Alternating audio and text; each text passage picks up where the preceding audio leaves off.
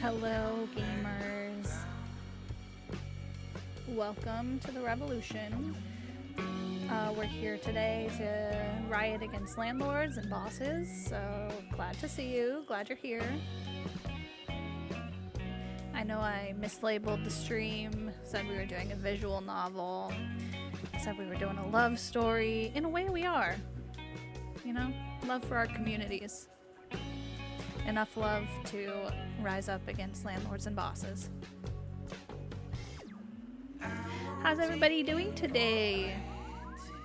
I love to see my friends.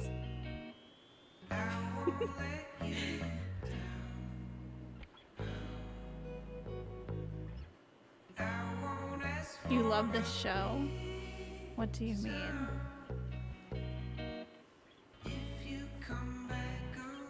Love to see my friends here for the revolution. Here with their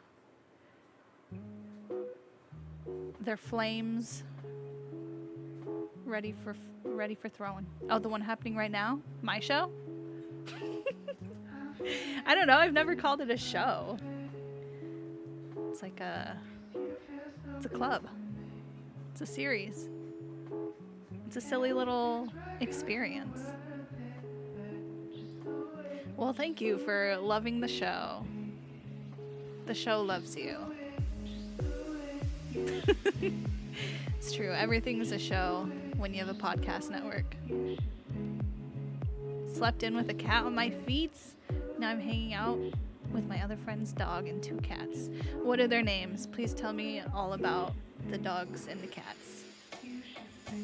I need to know.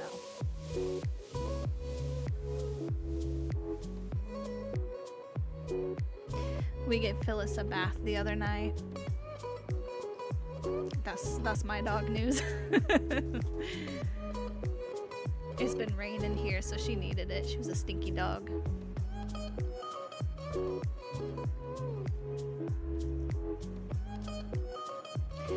I'm playing a new Twitch soundtrack playlist. We always play PopChamp. For years now on this stream. So I was like, they have so many playlists. Why don't we try a different one? Because we do hear the same songs all the time in this little intro segment. So trying something new. What was this one called? Just Chillin'. We're listening to Just Chillin'.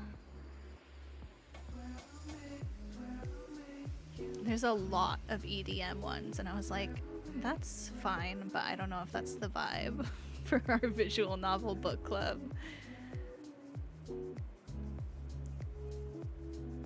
Mac the 3-legged baby, Gummy Bear who's snoring, Obi who's orange, and Chuck who's black and white. I love them all. I'm emotional just thinking about them. I'm obsessed with Gummy Bear. I really am.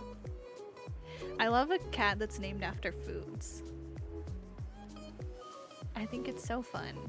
They're meant to be named after foods. I don't know why. Like a cat named, sushi,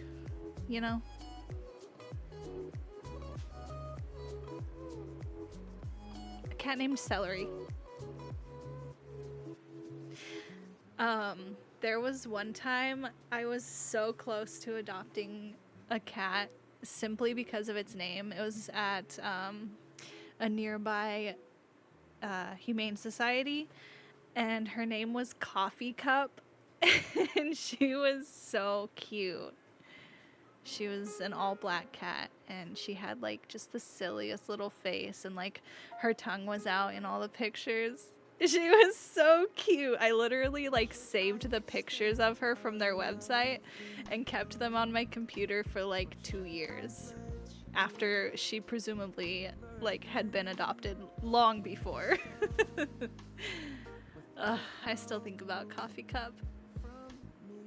What could have been? My dog Phyllis and my cat Coffee Cup. It could have been something beautiful. But that's okay. We are happy with just our girl Phyllis.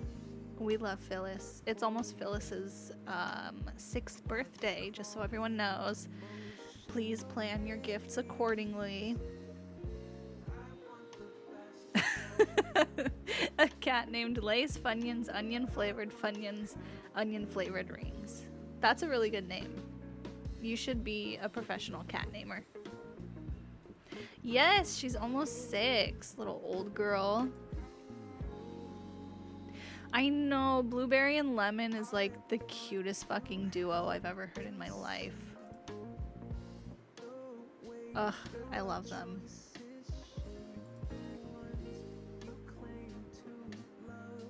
What would you all, what's like, do you ever have like a name that you're just holding in your head for like the next pet that you get? Like your future pet already has a name.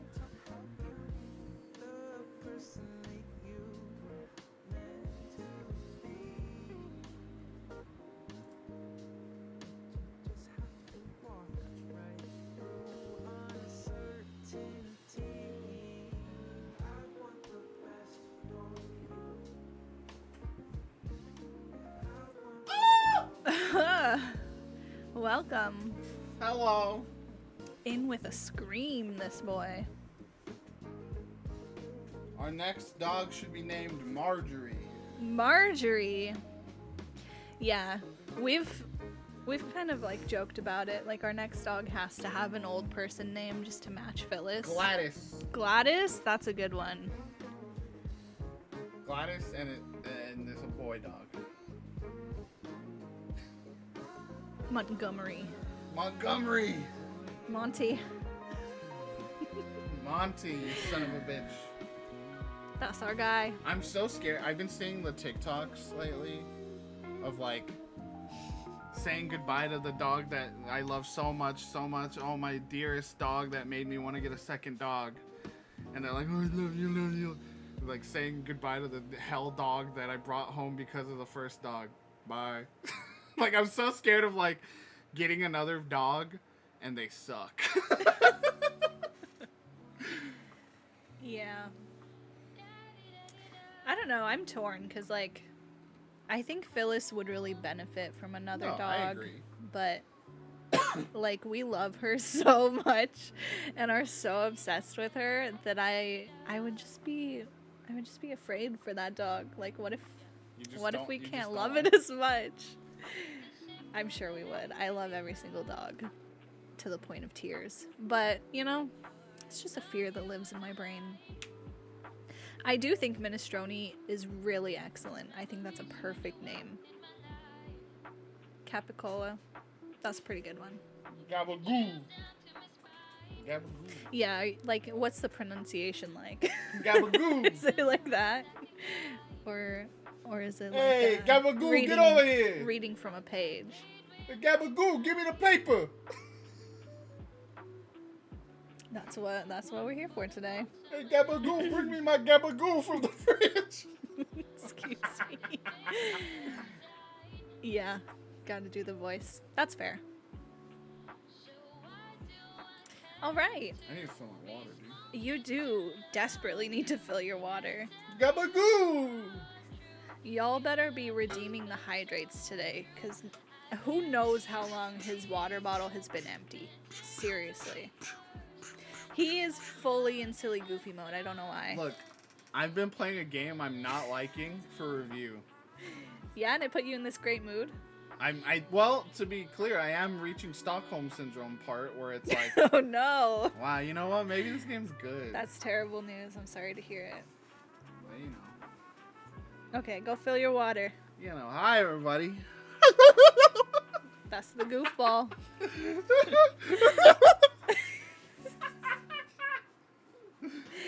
I think he even, like, astounded himself with that last one. That he had to double down. I haven't been on... Look, we haven't streamed properly since, like... You streamed, like, this week. I was just testing stuff. I wasn't, like... I know, but you still streamed. You were still doing goofy bits. He's lost it, TM, yes. We have to go back, Kate. Go fill your water in the fridge. We have to go back. Go get the water dispenser. Pour it in I your do- little bottle. My beard is so unkempt right now that I do look like Jack in that scene. Oh no. We have to go back, Oh Kate. no. It's true. They're waiting. The hydrate has been redeemed. What's that? What's that? Mail time. That's probably our other stickers. Don't you think? Hold on, let me open my mail on stream. Show the chat the other gift you got me. The one right here. Yeah. Where'd it go? Okay. You know how I mentioned in the Discord that we did like a silly little anniversary gifting game together? So I didn't know, like, we didn't really make any plans. We just hung out at home and like had a great day, like chilling. But I did plan one activity to so what we did was we went to Etsy. We each picked a like search term to put in on Etsy, and then we picked a number that like corresponded with a few rows on the first page of that search term, and then we had to pick something for each other from that like small selection. And we picked the term. Yeah, for like our Nate partner. Nate picked the term for me. I picked a What did I even? a term What for did him. I say that I ended up on the two things? My one was One was library. library. Um, What was the other one? How did I? I don't remember the other one. Was it like? It was like trans ghost or something. Yeah, it was. Yeah. Yeah, because you were reading the. I was reading Heart Haunt Havoc at the time. Yeah. Anyway, that was the game. I shared the picture of the Garfield pronoun pin Which that I was- ended up with. Which was in the search term trans ghost. Yes, it was. That's how we got there, just so everyone knows. That's how Etsy works. And then this was like not his main gift, but I just had to get it when I saw it. So this is one of Nate's gifts. It is Garfield doing the Shinji in the chair pose Please admire. from Evangelion. I love it. It's my favorite thing. Now he lives right over here.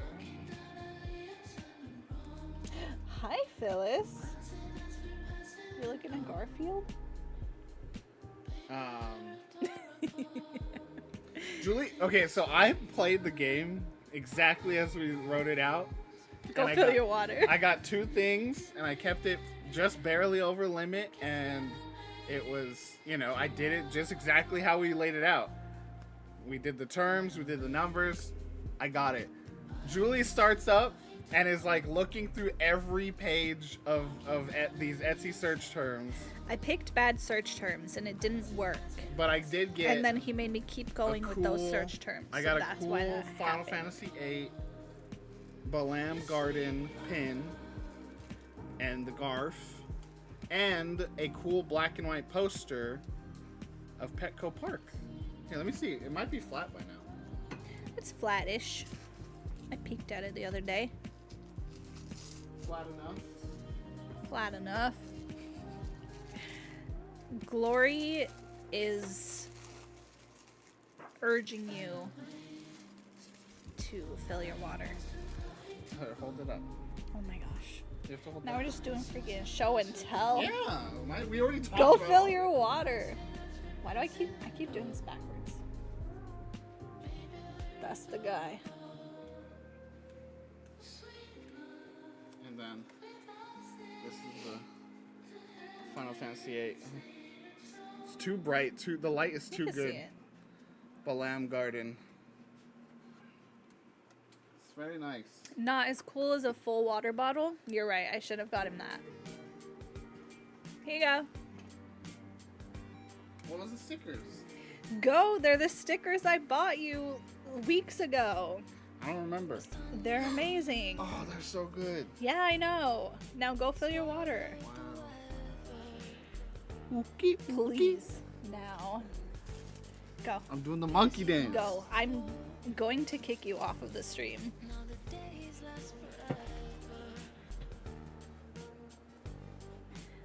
Hello. Yes, that was a pin, Jamie. Nate was just showing off a little bit of a little bit of his gifts that came in the mail. I know, Glory. I know you were just doing a bit. What's that? Nothing, Nate. You have another hydrate to redeem. I also have to do them. That's 2 drinks for me.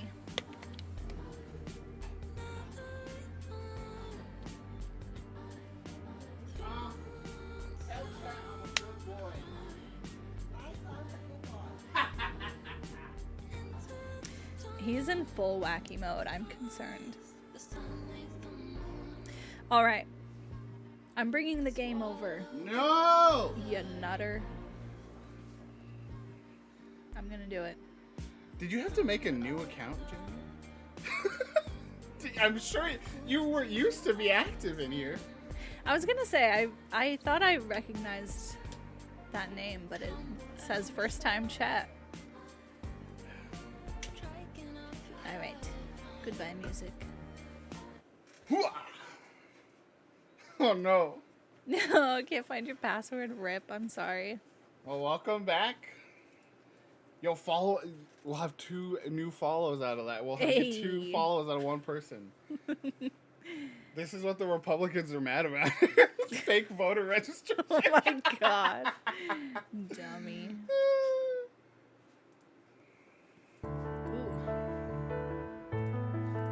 Is that loud? That might be loud. No, You sure? look at that. It's barely even. Oh. Maybe a little louder.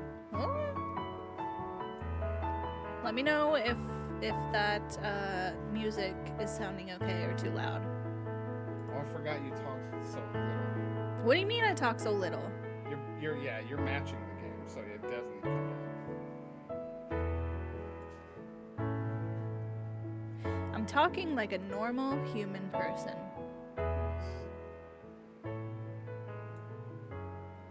Like a borrower. Excuse me? You little shit. Shut the hell up. Just imagine a little They were small, but they were loud. Imagine They a- were able to talk to the humans. Imagine a little borrower streaming. That'd be so cute. That's literally me that you're talking about.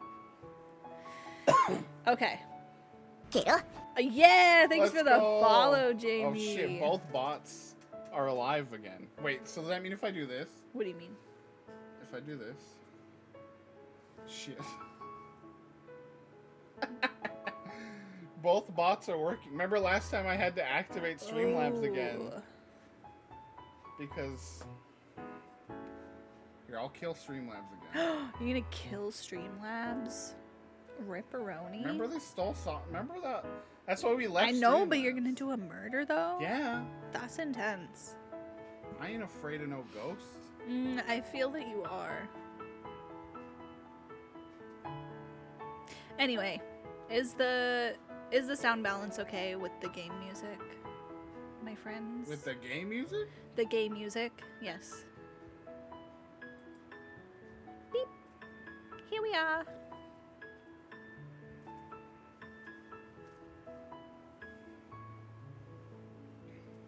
There you go. All right, it's working. Just stream elements. Sweet. Swing! Yeah. Don't hit start. That's how the game starts. Ready, gamer? I'm just here, bro. Ready, Bye, dude. gamers?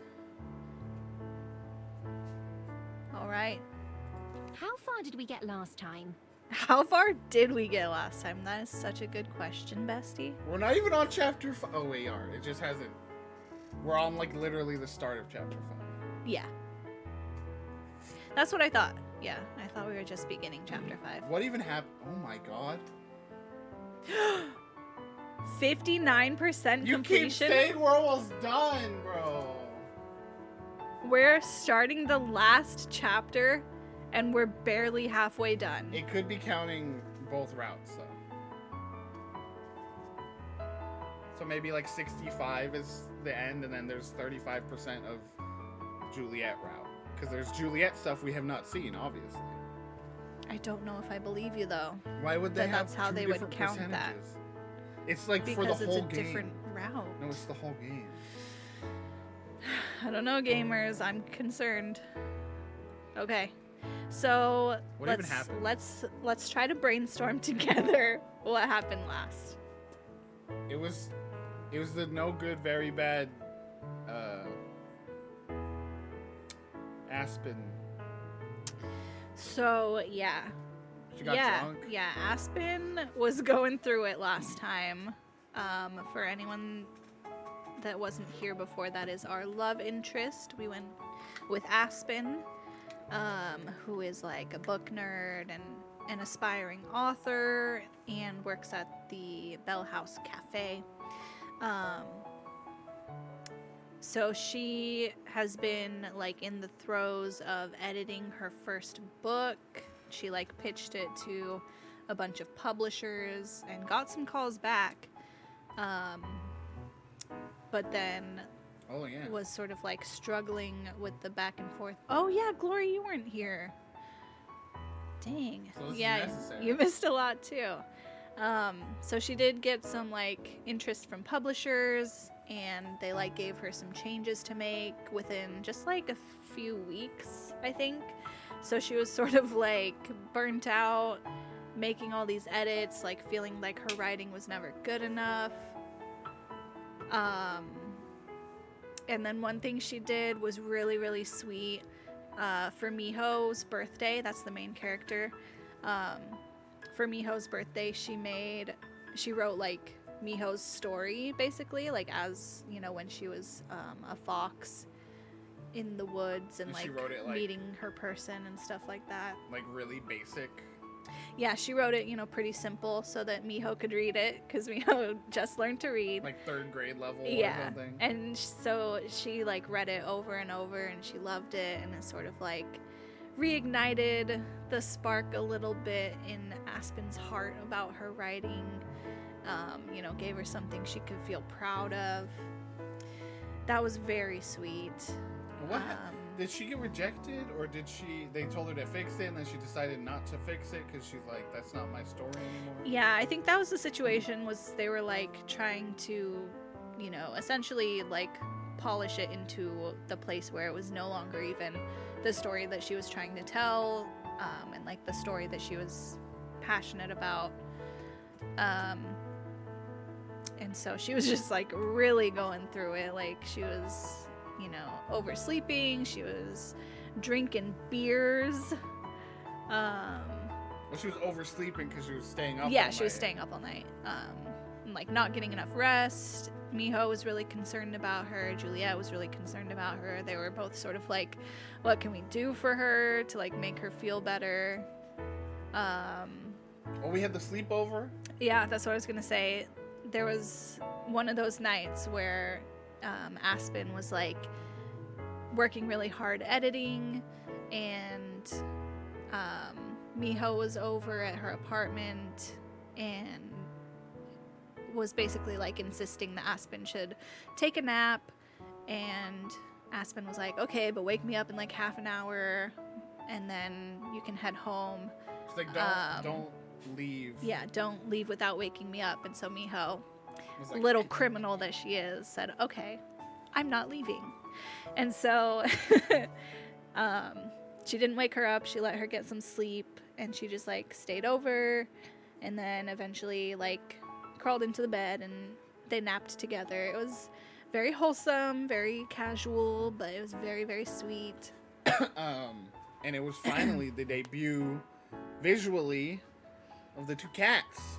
Yeah, we They saw came- the cats. They like Miho And the now. cats are like warming up to Miho after she tormented them some more. Yeah, she literally like purposely like messed with them as a fox, right? Yeah. We saw the cats, and Miho like turned into a fox to like fuck with them. And then I think that sort of like eventually got them to a place of respect, you know? They were like, now we're seeing what she can do. We're seeing what this fox is all about. They like, yeah, they realize like, oh, you an animal. She just like me. Yeah. So that's pretty much what happened. Well, there's one last main storyline Which one? with Silver. Yeah, what happened with Silver? They like started to shoot first. I think it was the bird. You came upon her in the forest, Yeah. like staring at a dying bird, and she was like, "What the fuck?" Yeah, there was this whole storyline with the bird. Miho tried to save it, like took it to Juliet and was like, Silver- "What can we do?" And then That was Silver's first time. Like Silver followed the whole way. yeah, she went into town and into the library and everything. So big character growth moment for Silver, and then the bird like went to a wildlife sanctuary and it didn't end up living. And so there was sort of like this dichotomy of like how Silver and how Miho were like, I don't know, just like think about the world, and like, you know, they both went through experiences of being like attacked by humans in their fox form, and sort of like left for dead. But Miho had someone who like came and helped her, you know, and so she sort of had that perspective of like, you know, just because this bird is on the ground, like it's not over yet, you know, you can still try. And so there was sort of a storyline around that idea with those two. And it ended with Silver kind of seeing Miho's point of view and understanding it, but being like, I'm leaving. We're always gonna be at odds, but I respect you, but I'm leaving. Yeah, so she is about to like leave town, so we might not see her again. And I think she help Miho like learn about her magic a little more? I think so. There's something. She was warning her because her little pearl is like cracking more and more. Mm-hmm. The pearl that like controls her magic to turn between like a fox and a human. So she's been trying to learn about that from Silver, and I think we got a little more context. And that's it. I think that's it. That's it. There's the kids came back a few times. Long They recap, remember Miho? because a lot happened. They were just like in there every day.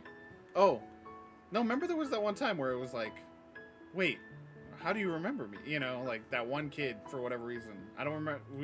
Did that ever get resolved, or was I it don't just, think so. No. just that one kid was able to remember? And the one last thing is they discovered one more aspect, which is FaceTime works. Where Was that in the last session I'm too? pretty sure, unless Glory, if you remember this, but I think that was in the last session of. God, that feels like so long ago. They discovered you can do video calls, and you'll remember Miho if you do one at least once a day. Okay. Okay. Yeah, that's what I thought. That was a little I earlier. don't know. All right. Let's get into chapter 5, gamers. Here we go. Beautiful. Sunday night. So she's thriving now. She's free. Yeah. You didn't even get that achievement because you just hadn't clicked that page through. Stray thoughts. It's just the next chapter achievement. The familiar jingle of the Bell House's door greets me as I walk in for what could be the last time. Once Aspen starts working at the new location next week, I won't have much reason to visit this one anymore. The scent of baking bread and brewing coffee, mixed with the clean earthiness of all the plants, is something that I'll miss too. Hey, welcome to the Bell House. Oh, it's Milo. I was like, did Lena forget us? She forget to FaceTime us? Hey, Lena. She tilts her head over her shoulder to yell back toward the kitchen.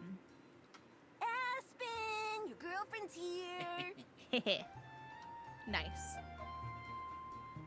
There's a muffled sound from the back, and a couple of the other patrons turn to look at the source of the shout. Lena ignores them entirely. She'll be right out. Thanks. Lena will also be moving over to the new location when it opens. Nice! We're taking all our friends with us. Well, there you go. It's resolved, Glory. Lucky. Aspen told me she got to pick which staff members she wanted to invite to the new store, but she doesn't want Lena to know that. She'd never live it down. Miho's safe from being rude because of just circumstance. Since there's no one else in line, I lean against the counter to talk with Lena while I wait for Aspen. I was just thinking about how I'm gonna miss this place. It must be like that for you too, right? I don't know. I haven't thought about it too much. Maybe I'll miss it when I get there. But why get a head start on that when I've still got another week here? Good point. I'm sure Lena and I have different feelings about the Bell House anyway. I have a lot of special, treasured memories here. But for her, it's just part of her routine. Kind of like how the library is important to both Aspen and me, but not in the same way. Aspen herself comes out from the kitchen, carrying a small plate with a strawberry croissant on it. That's my kind of woman, you know? Holding a strawberry croissant. Lena locks on instantly. Well, you still got croissants left? Not anymore. I was saving this one for Miho. Man, she's the best. Wow. Abusing your powers already? It's not the first time. Besides, I've noticed we go through blueberry muffins suspiciously fast when you're working the counter. Oh, dang it. I thought I was being sneaky. Not sneaky enough, so shh. Aspen puts a finger to her lips, and she hands me the illicit treat. Wow, it's been forever since I've had stolen food. It's not stolen. It's just selectively available. Right. I'm gonna go select something available from the rack myself. See you later, Miho. Bye, Lena. Sure enough, she plucks a muffin from the display case on her way to the back of the store. I want a muffin. You want a muffin? I'm sorry. I'm sorry, poor gamer. I take a bite of my croissant, getting strawberries and cream all over my hand. It's as messy as it is delicious. Aspen reaches up and wipes away a dollop of cream from my nose. Go sit down and I'll bring you something to drink. What would you like? Oh, it's okay. You don't have to do that. I want to, though. What do you have? Well... another foxtail latte, please. Of course. I don't even have to ask. Is that the one? Wasn't she gonna name that one drink after Miho? Is that the one? Foxtail latte? Oh, maybe. That's so cute. It is my drink, after She all. did it. Yes, That's so yes, cute. I'm well I forgot aware, that scene. and I'll have it right out. I carry my croissant to my favorite seat by the window and sit down, enjoying the familiar view. It's changed a bit since I first sat down here half a year ago, but it's still mostly the same on the outside. With only a couple weeks left until the new year, people bustle about outside, trying to make the best of what's left of this one. I think I've begun to understand why it's important to people, why it's worth numbering the years when you'll only get to see so many of them. I spot Aspen approaching, carrying a drink in each hand. I move my plate out of the way to make room for her as she sits down. Here you are, a foxtail latte for its namesake. Thanks! It's delicious. You haven't even tried it yet. So? I don't need to. I just know. It has I been a just hit know. with the customers too, I must say. More than any of the other beverages I've created. Clearly I have my wonderful muse to thank for that. You've left a mark on this place, too. That's why I get them for free forever, right? Or as long as I'm working here, at least. You know, maybe Lena was a little bit right about me abusing my powers. I won't tell her you said that. Good. There's a growing list of things not to tell Lena. Aspen takes a sip of her own drink and looks impressed. Damn, that is good. Damn fine cup of coffee. She removes the lid to let it cool, which isn't something I've seen her do before. What are you doing after this? I'm only on a 5, by the way. That's fine. I'll probably just head back to the library. I don't have much else to do today. Jealous? Why? What about you? I'm only working half my shift here today. After lunch, I'm going to the new store to help Regina with some final inspections, and then doing interviews for new hires. It's a lot. You're doing all of that in one day? There aren't that many days left. We should have been done with hiring already, but one person changed his mind last minute. So now... She trails off and ends with a sigh, a combination I know all too well. Well, I could go on, but I won't. Who would have thought opening a brand new restaurant would be so much work? Most people would have thought that. Although she laughs, I can't help but be a little concerned. Although it's been over a month since Aspen decided to take a break from writing, it's still way too soon for her to be overworking herself again. Are you sure you're gonna be alright? I mean, you're gonna be this busy until it opens, right? If not busier, yes. It won't be fun, but I'll manage. I've heard that one before, you know. I know. I mean it though. Really. The soft opening is in 10 days. Even after that, there'll be plenty to do. Maybe more than there is now. But eventually, things will settle down, and I don't have to sell my soul in the process too. That's the big difference. I can handle being tired. It was the dread and anxiety that I couldn't take. So true. Compared to before, there's something different in the way Aspen speaks.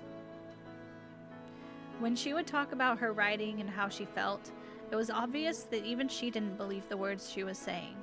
But now, I can tell from the light in her eyes that she means it. Okay. You're pretty determined, huh? I am. It felt good to make my mind up about something. I want to give it my very best, so that I can feel good when I look back on it too.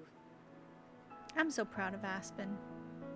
Besides, I'd say that growing the new Bell House into Wellington's most popular cafe would be a more than adequate way to be remembered.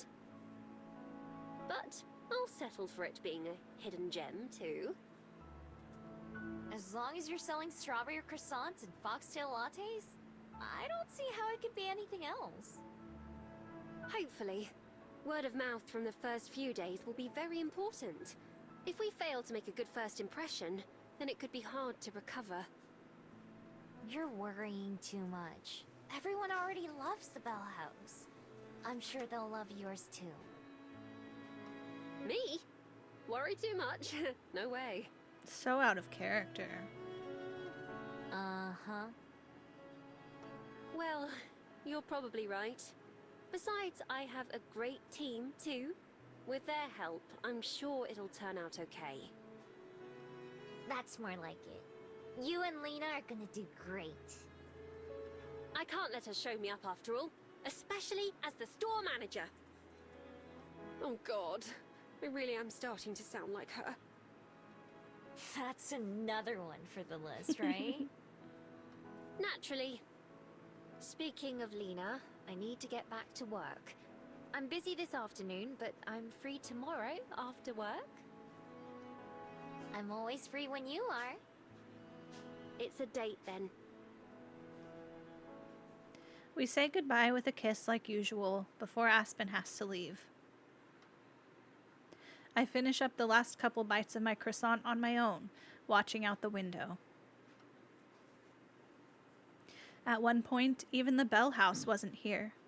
I don't know what was, but it's hard for me to picture it as anything else. At one point, it was just someone's dream, an idea, or a half-formed concept.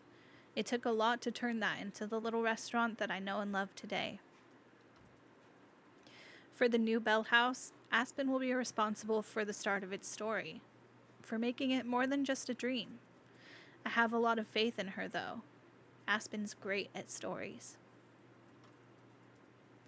Seeing her enthusiasm and determination return is such a relief. Her path forward is clear, at least for now. I'm glad for her. I really am.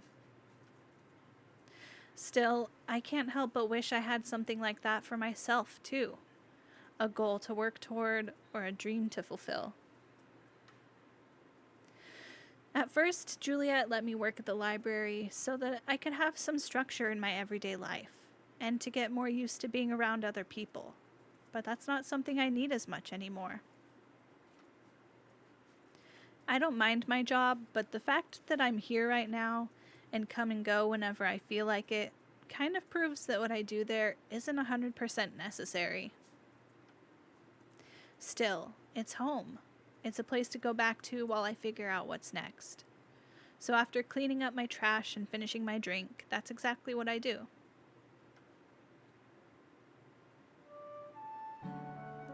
At breakfast, Juliet and I set up the table, and she prepares a place for 3 people like usual. I forgot to tell you. Aspen won't be here today. Oh, I see. Is everything all right? Yeah, she's just busy. She said she doesn't know how often she'll be able to come by until the new Bell House opens. I understand. She must have a lot of responsibilities to take care of right now. Mm-hmm. I was worried about how much work she has to do. I still am. But she's pretty confident in herself. So maybe it'll be okay. It's only natural that you'd be concerned. You care about her a lot. I'm sure she's glad that you worry about her, even when she tells you not to. I have faith in her too. When Aspen puts her mind to something, she's unstoppable.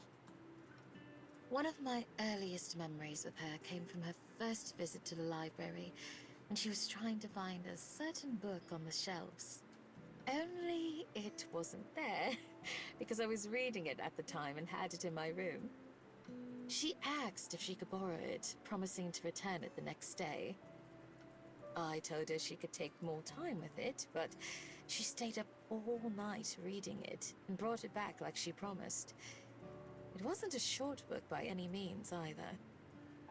I imagine she's treating her new role with similar focus and determination, which is why I'm sure she'll succeed in the end.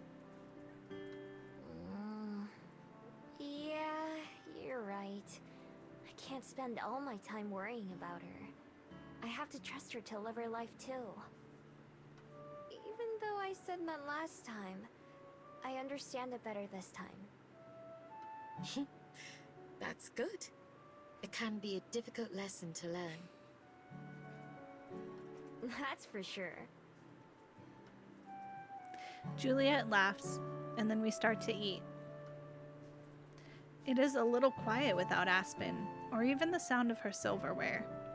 Especially since for Juliet, having a meal is entirely symbolic anyway. I try to eat fast, just to get it over with. When we finish and clean up, Juliet lingers around the kitchen for a bit in a way that means she has something to say. Sure enough, once everything else is done, she clears her throat. Miho, there's something I wanted to ask you. Sure. What's up?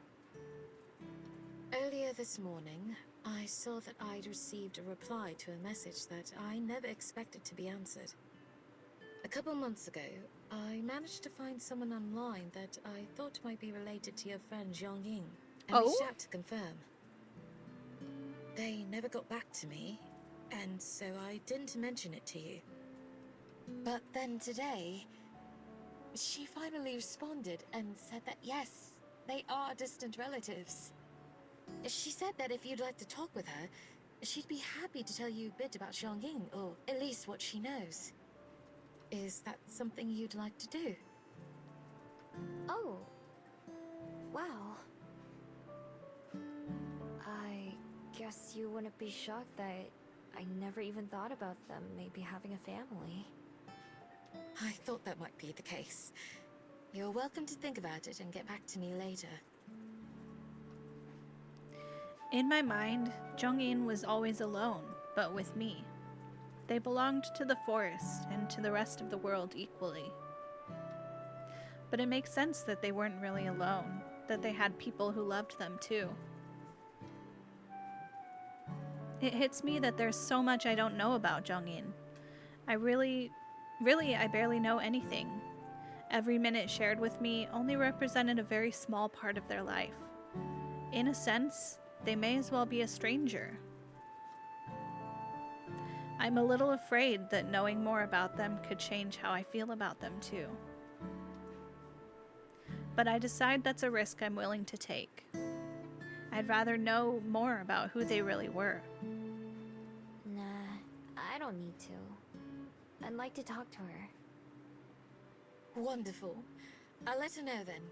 I believe she's in America, so our times are fairly different. Shall I see if tomorrow evening would work? Sure, that sounds good. Thanks. And thanks for tracking her down and messaging her in the first place. 9.8? What does that mean? It's my pleasure. Ben using our chat It's for what like I notes. specialize in, after all. Are you scoring my performance? What's happening? Oh, points. I see.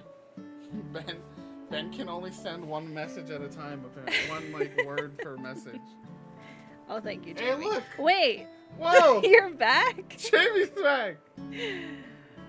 We got 2 Jamie C's in the chat today? What a blessing. Is that your twin? I'll let you know tonight if I hear back from her. Okay. I'm going to see Aspen Yo, when she double gets off treats? work.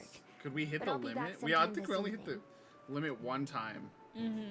Like That the first day, time. The first time. I remember because Ben was like, I'm trying. Why can't it? It's just not working. I was like, it's already hit the limit. Oh, no. Never mind. I remember what happened. Yeah, I think that was a different time. But I think we did get the 3 redeems that time. It's like, what, 15 minutes? And there's 3? The boy can't do math. 3 per stream? Yeah, 3 total per stream were possible. I don't know, did you set like a cooldown in between? I think so. I don't think you told me what that is, so I'm not sure. I'll check. Hold on. I'll see you then. Have a great day, Miho. Have a good sleep. We are finding the information you need, Glory. Oh god. There's a lot that I'm looking forward to talking about with Aspen today. I set myself up in the library and take care of my chores like usual, but it's hard to think about anything else. Yeah, that's fair, Glory. Okay. Had a scene change, so we can get that little treat time going Hold on. Head down. when Nate is ready. Nate is working on outlining the next review. I'm almost done with the game. I don't think the ending is gonna shift my opinion of the game. You know what's... Right. Here's what's up, gamers. We don't normally consider price in our scores either, right? Like, for the most part, it's like, if it's worth it, it's worth it, no matter, you know. So this game I've not been having a great time with. And I went and just saw the price. Uh-oh. $44.99. No way. That's surprising. Oh, boy. I'm done with that one. Oh, good job. And next I'm gonna be able to. I'll be playing a game during the stream.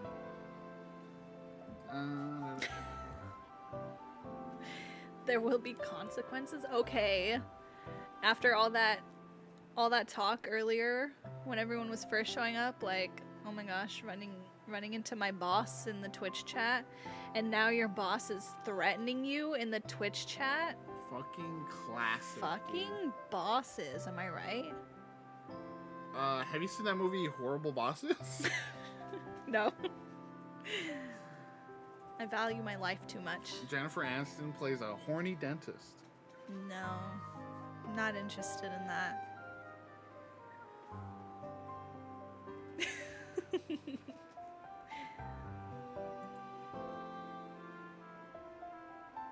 You're my podcast. Exactly.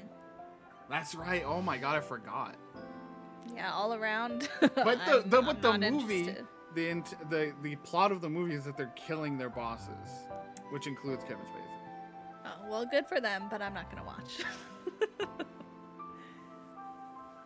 Okay. Treat time? Yeah. Are you looking for the info first? I'm already here.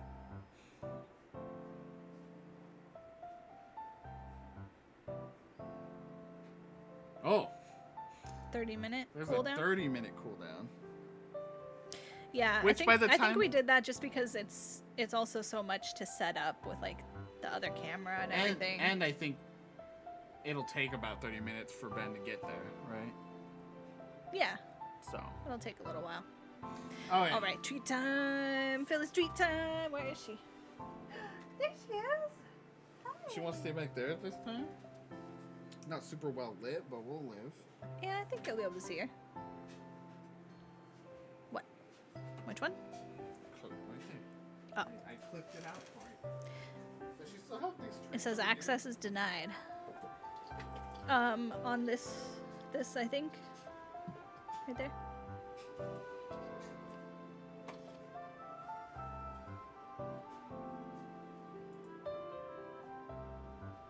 Okay, it said access denied, but I think it's on anyway.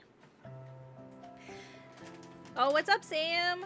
Yes, you are here just in time for Phyllis Treat Time, redeemed by our good friend Glory.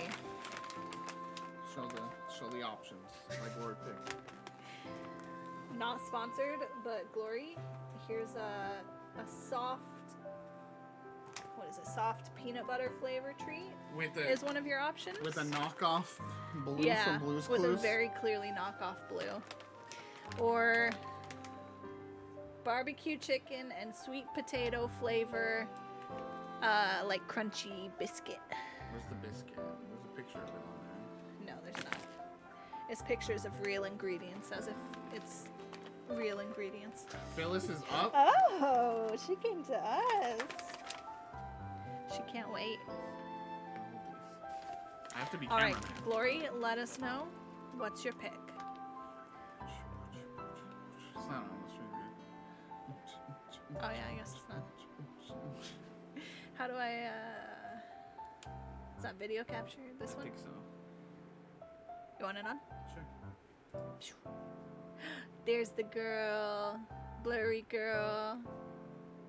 Peanut butter. Second is tempting, but peanut butter. Yes. Peanut butter Blue's Clues, absolutely. Shake my hand, girl. Shake. Wow, Nice, dude. nice one. She knows. Okay, are you ready? I forgot to focus it. My bad. Are you ready, my sweet princess? Look at her sniffing. The most beautiful girl of all time. You ready? That's for you. That's from your friend Glory. Oh, she's running. She's going. Put that camera in sports mode. She's zooming.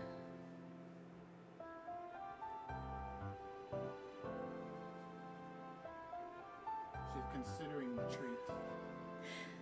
She's considering the coconut. Consider the coconut. I think I hit a good Lynn right there. Treats must be enjoyed in bed. She always, always, always takes her treats to bed. Because she's goofy. But you got another bed over there, bro. Good job, Phyllis. Phyllis, say thank you, Glory. I'll say thank you.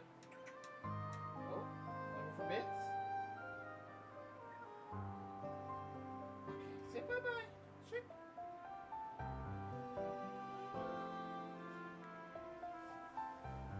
Nice job, Phyllis. Good girl. Is there anything fun to show? Well, we have.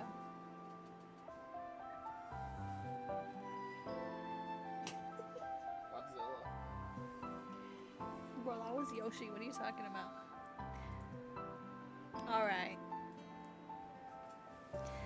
Phyllis treat time is over.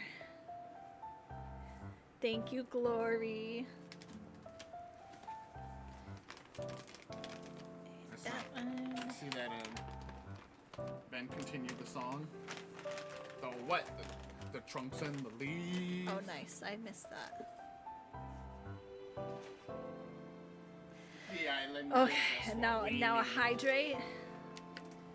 Redeeming all the things. Wait, I all just at realized once. I didn't. Did I take a sip of water after I brought it back? I doubt it. So you have to take Okay, ready? three hefty drinks because Ben had one too.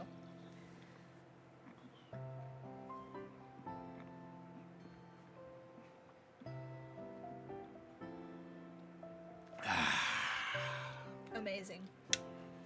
How about that? My posture is checked. I'm good for once. Shazame is here too. This is our most active stream yet. We're just redeeming everything. Oh! Stop. Yeah, we are redeeming truly everything. You just missed a Phyllis treat time though. If you weren't here, I'm so sorry. Whoa! 20 hecking 5 months? That's incredible.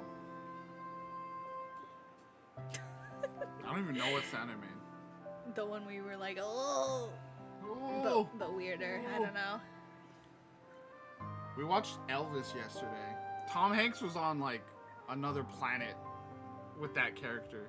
I'm gonna be honest, like you told me at first that that was him, and then I knew that, and then about like 3/4 of the way through the movie, I was like, hey, that's Tom Hanks. Like I remembered. Elvis, you have to listen to me. I'm trying to. I don't. It's such a weird voice. It's hard to get. It's like, because it turns out. Well, spoilers to Elvis's life. Turns out his manager is actually like Dutch, but he pretends he's like from America, and like he has this weird Dutch and country accent, and it's just the weirdest thing. Spoilers for real life, yeah. Spoilers for history, I guess. Oh god, 9.9. Okay, keep playing. Okay, we gotta keep playing because we're about to be interrupted again once Ben hits 10,000 channel points. Alright. The afternoon sunshine draws us to the park once Aspen gets off work, instead of staying indoors at her apartment or the library. She tells me all about her day at work, and in exchange, I tell her about my upcoming call. That's kind of weird. Huh. Ooh. Wow, Juliet's incredible, isn't she? I had no Oh, idea she photos was of the setting pets. that Thank up. you so much.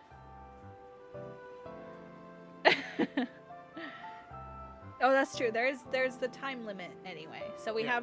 have 30 minutes at least of playing before one of you fights for the next spot. So Sam could get it, or once Ben hits 10K, he could get it. Gummy yeah. Bear the dog. God, I'm obsessed.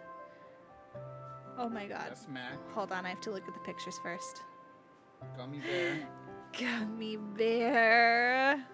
Oh, So cute. Oh my gosh, they're all so cute. And Chuck, the Tuxedo Man. I love the orange boy. I love a silly orange cat. Me either. It was a total surprise.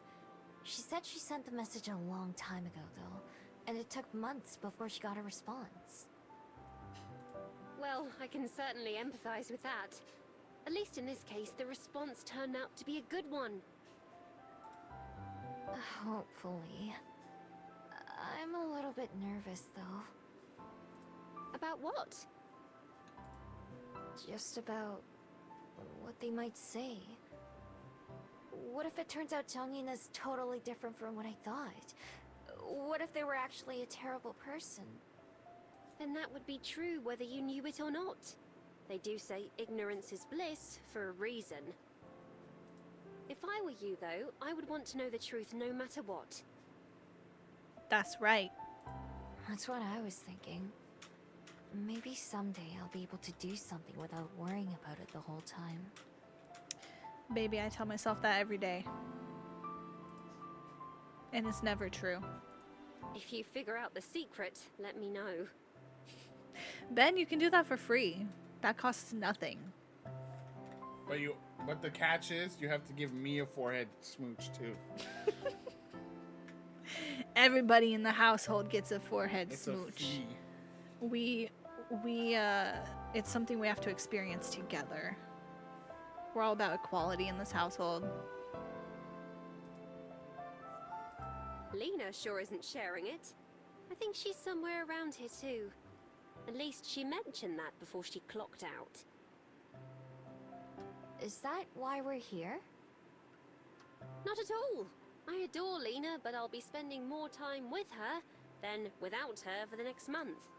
I just wanted to appreciate fresh air before I forget what it's like. Put a ton of plants in your bell house too.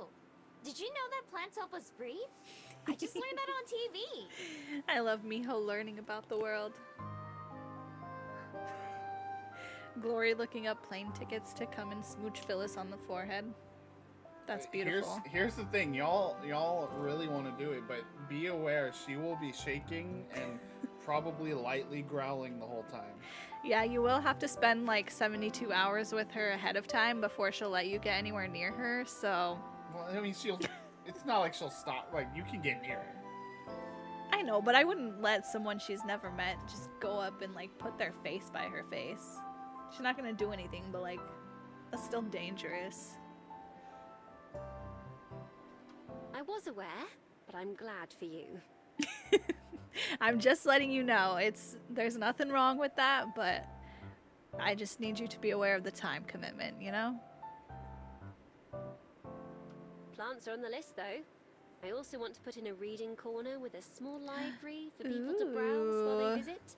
Actually, I think it's more like 3 weeks, you know. Dang, you gotta spend time 3 weeks with Phyllis. Yeah, with Phyllis. With Phyllis. We'll be there, but you know. Why is that a horror? Tell me one reason. Regina's allowing me to set it up and decorate how I see fit, so I'm being as self-indulgent as I can. Thank you, Sam. A cafe with a library in it? That sounds perfect for you. Where would you get the books from? Juliet? I was planning to ask her for some, yes, as well as a few from my own collection, and Lena's, and anyone else who'd like to donate. Maybe Juliet would even let us share books, so you can return them at either place. Nice. How would you keep track of it? Would you hire someone to do it? Well, I happen to know a certain someone who's very experienced in that position. Oh. But no, we would simply have to use the honor system, like Juliet used to. I still don't get how she doesn't worry about people stealing them. I mean, I do, but I don't. I think it makes sense. Maybe it's even impossible to steal from a library. After all, they're meant for sharing books. If you take one home and give it to a friend instead of returning it, it still served its purpose. Or if you hold on to it for years and then only return it much later, you still returned it. That's the beauty of books. They can always wait. My New Year's resolution is to get through at least half of my backlog, personally. Bro. Imagine how long her backlog is, though. If mine is long, I know hers is long. And she wants to get through half of it? It's like hundreds of books. Your New Year what? About to learn about New Year's resolutions. Do you think they're gonna have a New Year's kiss? I bet. Resolution. It's like a goal that you set for yourself for the year. I really do hope this game offers up the potential of, would you still love me if I was a fox permanently? That does seem where it's going. And then usually give up on by February, but let's not get ahead of ourselves. That sounds neat. Did you have one this year? I Is did. it- It was to finish and hopefully release a book. Here's a check-in. As Aspen has said, we are now officially in March. We haven't yet She said that? No, but she said they usually abandon resolutions by February. How we doing, gamers? Anyone out there doing resolutions and keeping them? Anyone still set resolutions? Dinner and Stardew time? I love that for you. Yeah, I haven't been setting resolutions lately. Just because, like, I know that they don't work. For me, You it's know? now Like- I've been setting goals for VGG and stuff. You know, like Yeah. for the year. Yeah. Not like I need to do this every day to get there, right? It's Right. I think that's why so many people I know have like they still set goals for the year, but they don't call it resolutions, you know, and it's just sort of a different thing. my gamer goal for the year. Yeah, your gamer goals. I set a few goals for like things that I wanted to accomplish in the first half of this year. I've done one of them so far. There were like 6 or 7 of them. So, not making great progress. But we'll see. What was the next stream on our list? The next stream? Because we did the sippin' thing. Oh, on our special events ones? Was it just cooking stream? It might have been, yeah. And then there's like a hot ones thing, I think. Yeah. And the Fall Guys one. Because we still have that 12-hour charity stream also. Mm-hmm. So I'm always looking to squish things together. Maybe we cook during that. Or eat wings. We'll need Or an both. eating break. Or both. We have to cook the wings that we eat on stream. Does that count as a baking challenge? No, we'll say the baking challenge. That'd be fun for something else.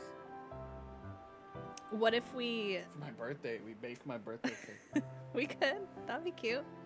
What if we cuz Glory has that Mario cake that they have to make? What if we like did a challenge? Could be fun. Take that. Anyways,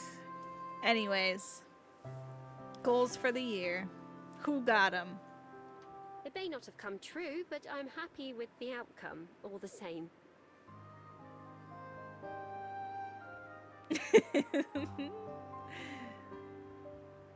I can't wait to see that. I should try to think of one for next year myself. Maybe I'll try to get through half my reading backlog too. Do you have one of those? Nope. So I'm doing good already. Great. Maybe it'll be to read 10 books. Or 100 books. I don't know what a good number to try is. I throw down the baking mitt gauntlet. Okay, Glory. DM me. Let's talk after class. Probably somewhere in between. You don't have to make it about reading, though. You don't have to make one at all if you don't want to. Only if it helps motivate you. I'll think about it. I've been thinking that I need something else to do with my life as it is. Something else. Yeah. don't get me wrong, the library's fine and all. But I'm not really excited about it the same way you are about the Bell House. Yesterday, I was thinking about how Juliet doesn't need me to help her. She just gave me the job as a favor, even if she said otherwise. I don't really need that favor anymore, though. You've outgrown it. Yeah. I have other things I can rely on. One of them links arms with me. Always. Not far away, there's an empty bench alongside the path, and Aspen leads us to it so we can sit down. We've been walking for almost an hour now, so a break is nice. Aspen takes off her hat and sets her purse on the ground between us while I stretch out my legs. We're not the only ones out here enjoying the afternoon.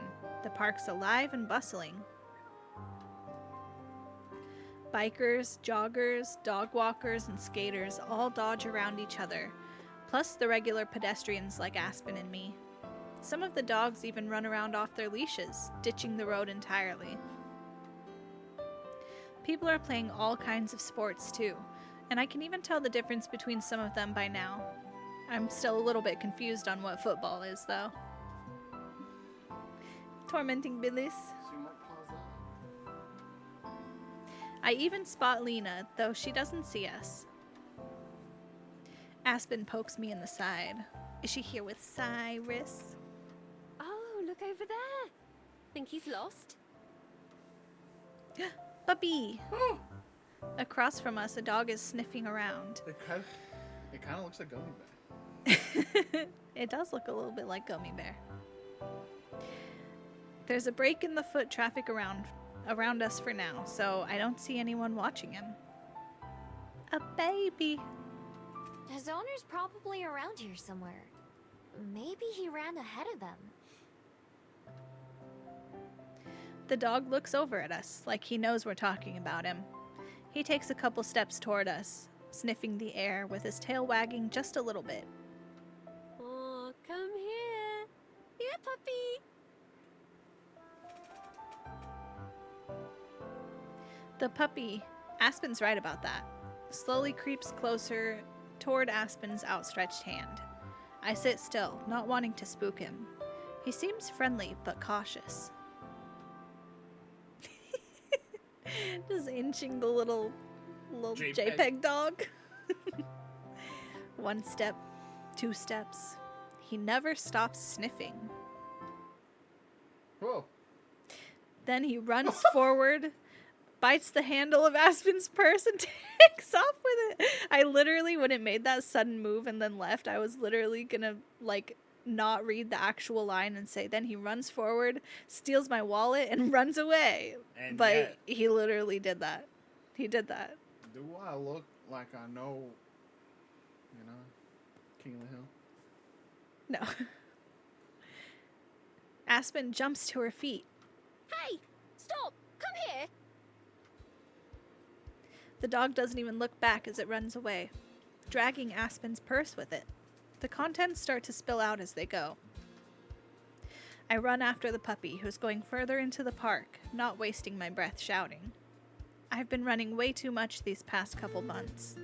I could transform, but I think that would probably scare him even more.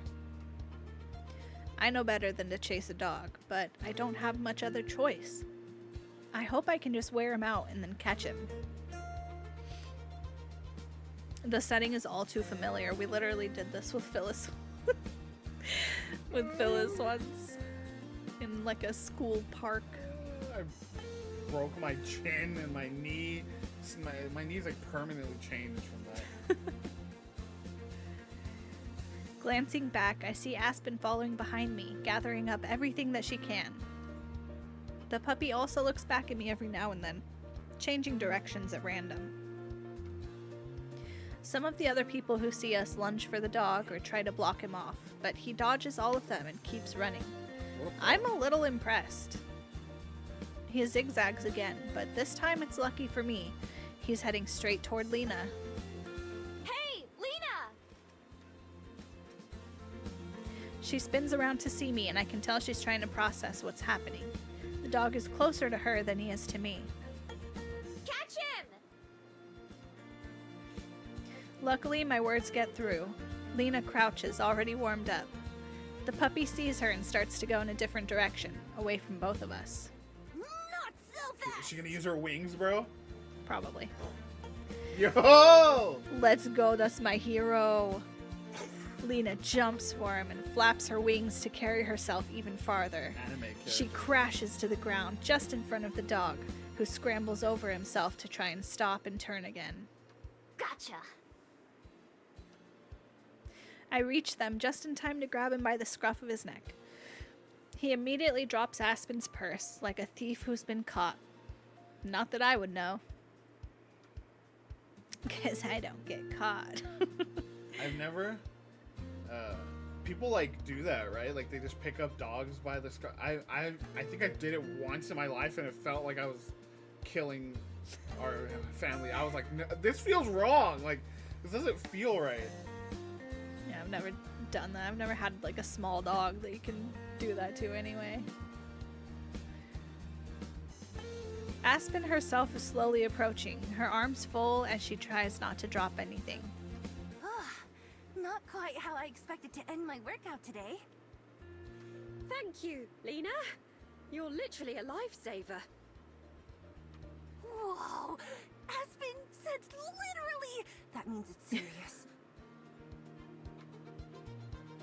I make sure Aspen's purse is safe before I let go of the puppy, who's been tossing and turning in my arms. Aspen walks up and wags a finger at him. And as for you, hasn't anyone taught you any manners? Clearly no. The dog walks away from us, but not very far, so he can watch instead. He reminds me a little bit of Silver. I hope he doesn't turn into a person. I've seen that dog around before. Pretty sure he's a stray. I haven't heard of him taking anyone's stuff like that, though. Got anything good in your purse? Not if you're a dog. There's just... While digging around in her now refilled purse, Aspen stops and then pulls out a smushed plastic wrapper. I guess there's the other half of my lunch that I forgot about. The dog wags his tail and barks in Aspen's direction, and she frowns. This is what you were after, wasn't it? It really wasn't that good, I promise. She unwraps the remnants of a sandwich and tosses it to the dog, who gobbles it down in just a couple bites before looking at us for more. If he's a stray, like Lena said, that could be the best meal he's had in days. That's all I have. Lena and I are both empty-handed. What should we do with him? What if he's not a stray and someone's looking for him? They must not be looking very hard. I've seen him a couple days in a row now. Poor thing. He seems so friendly when he isn't running off with my things. I stoop down to try and pet him, and he lets me. He even licks my hand a couple times. Maybe we can take him back to the library with us. Juliet might know what to do. Well, she is known for helping strays. I'm not sure how we'd get him back there, though. I can carry him. He doesn't look too heavy. Carry him? Yeah, why not? If he'll let me pick him up, at least. Just... please be careful. I will. I crouch down and approach him slowly, keeping my hand out for him to sniff. I also try to wag my own tail to help reassure him. Instead of running away, he just flops onto his back, asking for a belly rub. Hell yeah. Let's go, best friends. I do that with one hand while I slide the other beneath him. He's so lean that I can see his ribs. Then I scoop him up. He woofs in surprise, but doesn't try to escape. Once I get him situated, he's pretty calm. That wasn't so bad. Both Aspen and Lena crowd in to pet him now that he can't get away. He sits there and takes it all in stride. Okay, he's not that heavy, but let's get going anyway. All right. I'll text Juliet so that she isn't totally blindsided when we get there. See you tomorrow, Lena. Later, boss. Later, mijo. Oh, later, puppy. Still leaning against my shoulder, the dog doesn't mind when Aspen moves his paw to wave goodbye to Lena. Although the dog starts to squirm at some point, I manage to carry him all the way home. He sheds and definitely smells like a stray dog, but I don't mind it too much. He can't help it after all. Aspen also holds him a couple times. For some reason, he's more antsy with her than with me, so her turns don't last that long. When we arrive at the library, Juliet's waiting just inside. Oh my, isn't he precious? The puppy thumps his tail against my chest as Juliet comes over to pet him. People just can't stop themselves from doing that, I guess. Let's take him upstairs. I don't want to set him down here with the last few library patrons and all the books. Other than his initial chase, he's been pretty calm, but that could change once he's recharged. We all go to my room, where I finally put the dog on the floor. He starts sniffing around immediately, although there isn't that much to sniff. I watch for any signs of trouble, but he's good. He's gonna pee, dude. I like him a lot more when he isn't robbing me. Welcome back, Sam. We found a dog. Oh no. I hope you were successful. A puppy! Yes, the puppy tried to rob Aspen of her purse. Oh, trying to eat plants. Classic. He just didn't know how to ask politely. There's a half-full glass of water on my desk, and I set it down on the ground so that the dog can drink some. He slurps up as much as he can, the glass too big for his tongue to reach all of it. I'll go fetch a bowl of water and see if we have anything that would be safe for him to eat. And then we can talk about what to do with him. Aspen sits down on my bed, but I sit on the floor, and the dog walks over to sniff me. Seems he's already taken a liking to you. His fur is stiff and coarse, and he's bony. He can't be that old, which makes me think he must have spent most of his short life as a stray.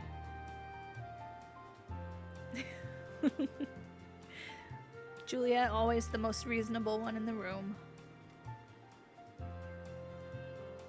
Juliet returns soon, setting the water and also a bowl with some banana slices, bread, and a slice of cheese. A meal fit for a king. It's not the healthiest meal, but it should keep his belly full for a little bit. The dog digs in like he didn't just eat half a sandwich earlier. The bowl slides across the floor from the force of his munching, and he smacks his lips while he tries to chew the banana. Thanks. Yeah. Thanks for the Foley. Is it okay if he stays here for a while? I'll take care of him.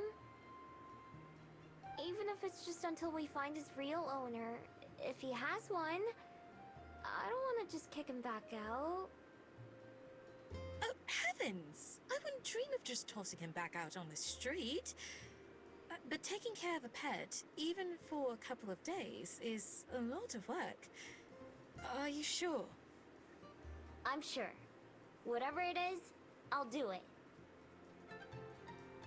I've only had this puppy around for a couple hours, but I already know that I don't want anything bad to happen to him. Scrounging for food, stealing, not having anywhere to go back to, they're all things I can relate to. I don't see why not, then. I'll keep an eye out as well for anyone who may be searching for a lost dog like him. Thanks. I don't think he has any people, though. I think he's all on his own. You may be right. Still, we should do our best to make sure. Right. I'll look out for any posters or missing signs. After he finishes his meal, the dog flops down by me. He stares at me, but doesn't move, instead fighting to keep his eyes open. Now that he's eaten more, he does seem totally exhausted. You must be in doggy paradise right now after spending a few days in the park. I know I sure would be. I look up at Juliet, smiling. Yeah. I think he'll like staying here. Baby's first pet. When I wake up, the dog is already awake and staring at me from the floor, ready to go. The two of us go downstairs and join Juliet for breakfast, where she's prepared another bowl of fruit and bread for the dog. He eats it, but even if he's only going to be here for a couple days, he'll need more than people food. I think I'm gonna go buy some dog food for him. I can get that at most stores, right? Yes, it shouldn't be difficult to find. I check my wallet. I have plenty of money since Juliet pays me for my library work, but there's hardly ever anything I need to buy myself. This will be as good a use as any. Do you mind watching him while I go? Not at all. Thanks. I kneel down and pet the dog's head. I've already learned one of his favorite spots, right at the base of his ears, and give him a good scratch. Okay, stay here with Juliet, alright? I really am turning into Aspen with how much I talk to the dog. Although he stays put for a moment, he follows me to the front door before I can leave. I gently push him back with my foot. No, you can't come with me. The dog paws at my leg, looking at me expectantly.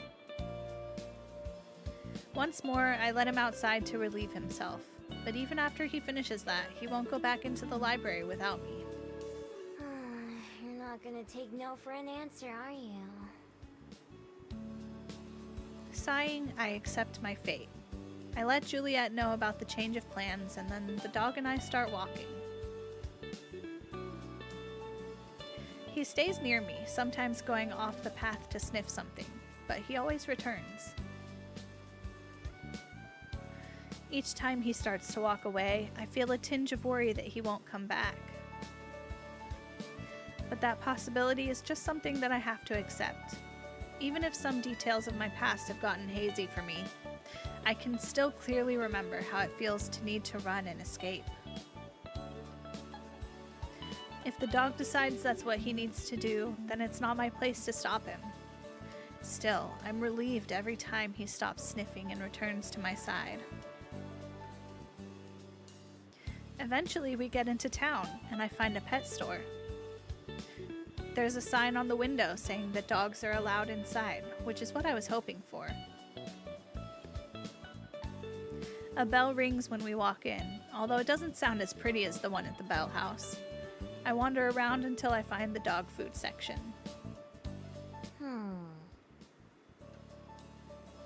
There are more choices here than I thought. Big bags, small bags, red bags, blue bags. I'm not sure which one to pick. The dog sniffs each of them in turn. I watch to see if one gets his interest more than the others, but it doesn't seem like he's picky. I try to find which one has the most similar looking dog on the front. Guess I'll go with this one. On the way to the front, the dog veers off down another aisle, and I follow behind to see what got his attention. Yeah, Miho, just use your senses. Like, what would be most tasty for you? Of course, it's the toy aisle. Just like in the food section, there are dozens on display. He sniffs them all even more furiously than the kibble.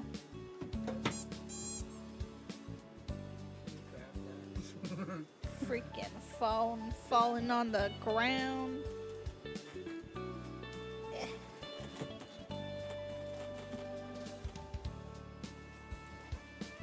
Here. Thank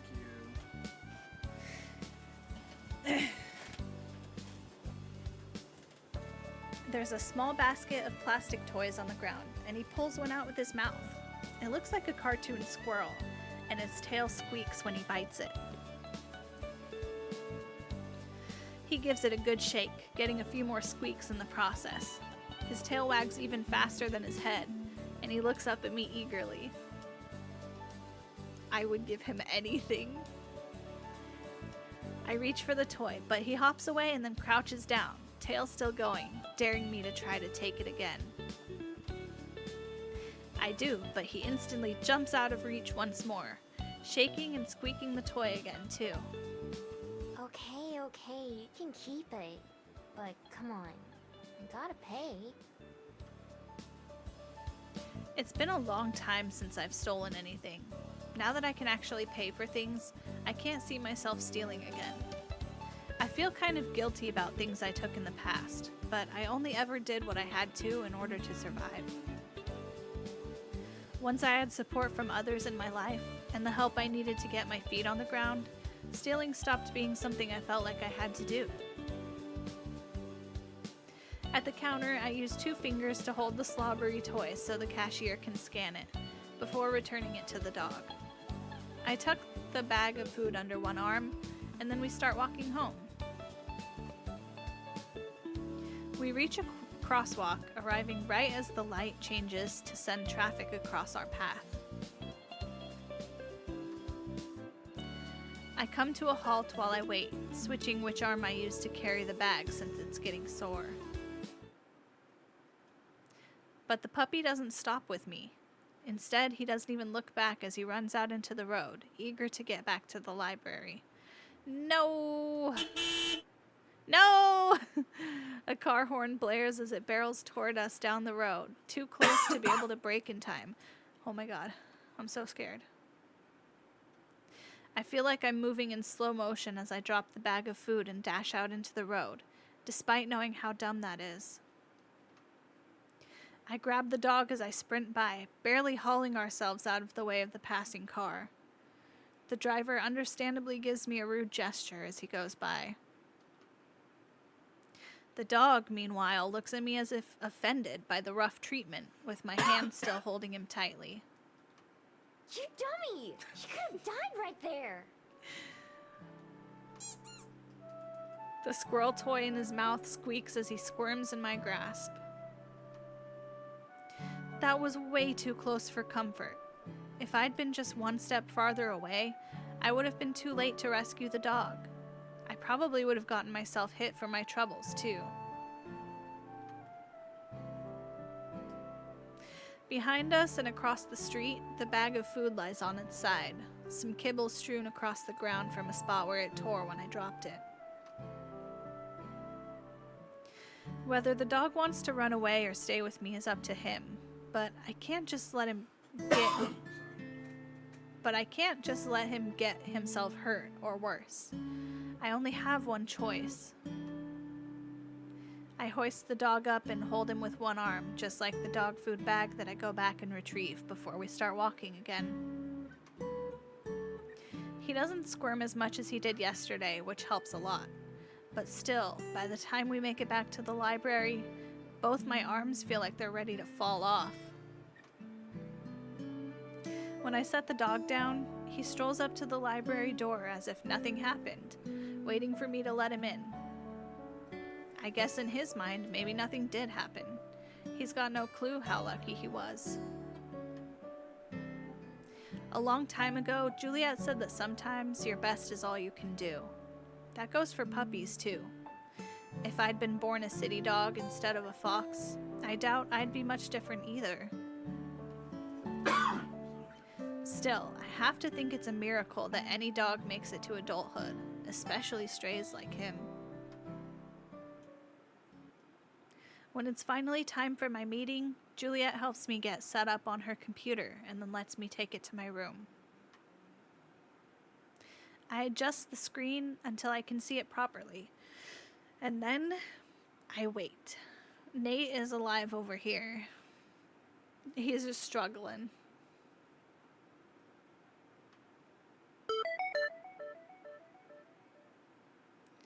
My nervousness keeps building until I nearly jump when the call finally comes through. As the ringtone plays, I take a deep breath and then hit accept. Is this the person? Yeah. The tiny person-shaped bubble on the notification dissolves, and for a second there's just a black screen. Then a woman appears. When the image comes into focus, she's squinting at the screen, probably waiting, just like me. But then she smiles and waves as she's able to see me. Hello! Hi, I'm Miho. Nice to meet you. Thanks for talking to me. I'm Minsa. No problem. Gotta say, I was shocked when I got your friend's email at first. I thought it was gonna turn out to be some kind of scam, and eventually she'd ask for money. I'm still a bit confused, though. So you were friends with my ancestor? Sort of. I met them when I was really young.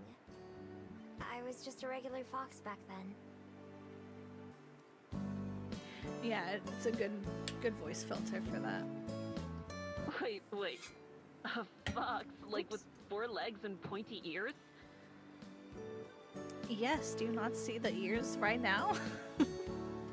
Yeah. After I met Jongin, I turned into the person I am today. Whoa. So that was a long time ago, huh? But you look even younger than me. Oh, that's just not fair. Trust me, it has its downsides. Both of us laugh, and I can't help but be relieved that she already feels easy to talk to. That explains a lot, at least. So, Chongyin. You're the second person to ask me about them this year, you know? That's 2 times more than most years. Who was the first? These guys at some archaeological society who are putting on an exhibition. They wanted permission to display some of their old works. Are you the only family they have? The only one who can use a computer, at least. The only reason I know any of the history is because I had to. Should I tell you everything I know and then you can ask me any questions? No promises if I'll be able to answer them, though. Sure, that works for me. Let's see. Well, I'm not related to them by blood, for one thing. They didn't have any kids of their own. But they got married and they and their wife adopted several children. I'm related to one of those kids. They were part of the Young Bun class, a noble and a scholar. But rather than be stuck at home suffering through court life, they hid their identity and snuck away to travel the world instead. Minso speaks with a practiced tone, like she's given this speech a few times. Still, I listen with rapt attention, memorizing every detail. They spent years on the go, seeing everything they could, before finally coming back home to Korea to settle down and start a family. While they were away, they kept a journal and wrote letters back to their beloved. Although calligraphy was something they were taught from a young age, they began practicing as an artist during their travels. Sometimes, the letters they sent would include paintings of the things they'd seen, or they'd include little drawings in their journal. Something else that they started to do was give a note to the people they met on their journey, with a little message of appreciation or wishes. My husband always says they remind him of fortune cookies. Oh, I actually have one of those scrolls myself. I brought my scroll down from my room just in case it came up like this. I unfurled it for the first time since Halloween. Please be happy. I turn the scroll around and hold it up to the camera so Minso can see. She leans in again, looking close. Yeah, that's definitely theirs, all right. And they gave it to you when you were just a fox? Yeah. Although, I couldn't read it until a couple months ago. God, it's so hard to read their handwriting, right? I'm like, if they were born today, they totally would have been a doctor. I have a few of them myself, although they're up in the office. Grandma has like 90. She says she has one for every year she's been alive. And I definitely believe that. Jeez, that's a lot. How many did they give out altogether? Who knows? If someone told me it was thousands, I'd believe them. I don't know if they gave one to every person they met, but it must have been close. Huh. I thought mine must be pretty rare. It's still special. However many there were, I'm sure most haven't lasted this long. Not everyone got a full scroll either. But no. They're not some priceless artifacts that'll sell for a ton of money or something. Otherwise, I'd be talking to you from a mansion by the beach. That's fine. I'd never sell mine anyway. It's way too important to me. Yeah, I figured. I'm sure it wasn't easy to keep it safe and in such good condition. That's for sure. We've been through a lot together. That's good. I'm sure that's what they would have wanted. Making me emotional right now. For a while, Minso tells me more about Jong-in's adventures. Even though it's hard for me to picture some of the people and places involved, I still pay close attention. Then, all of a sudden, Minso's eyes go wide like she's had some huge revelation. Oh, I'm an idiot! Hold on, I'll be right back. I have to show you. She gets up and runs off screen, leaving me with a view of an empty chair and a bookshelf. Instead, I look down at my scroll. Somehow, I always assumed it was a one-of-a-kind thing, or at least something rare and meaningful. But somehow, finding out that that isn't the case doesn't really bother me.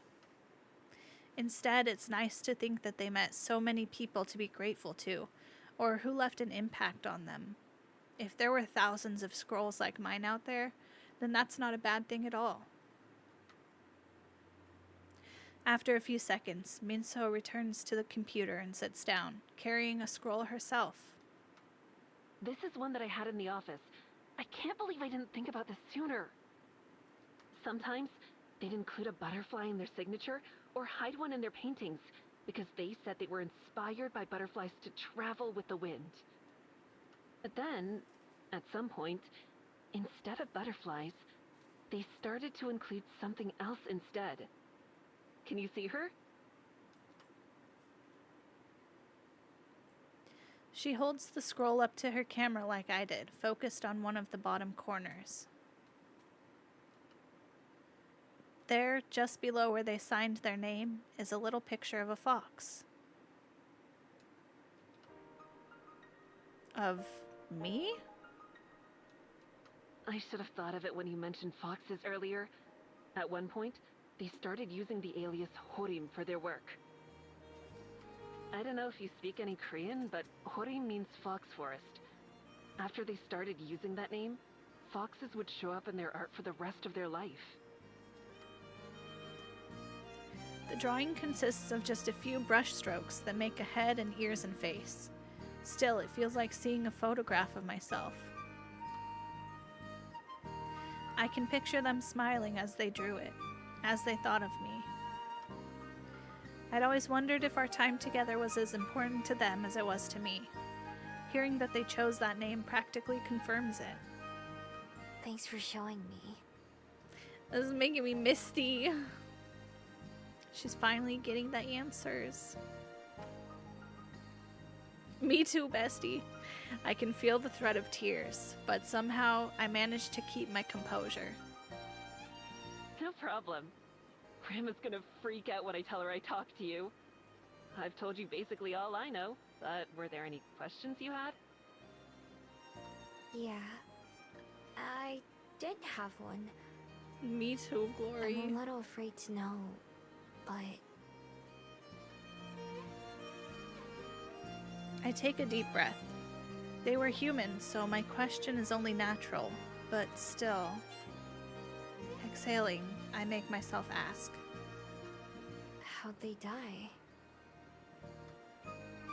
Minso smiles. Bold and peacefully. Their wife outlived them, but not by too long.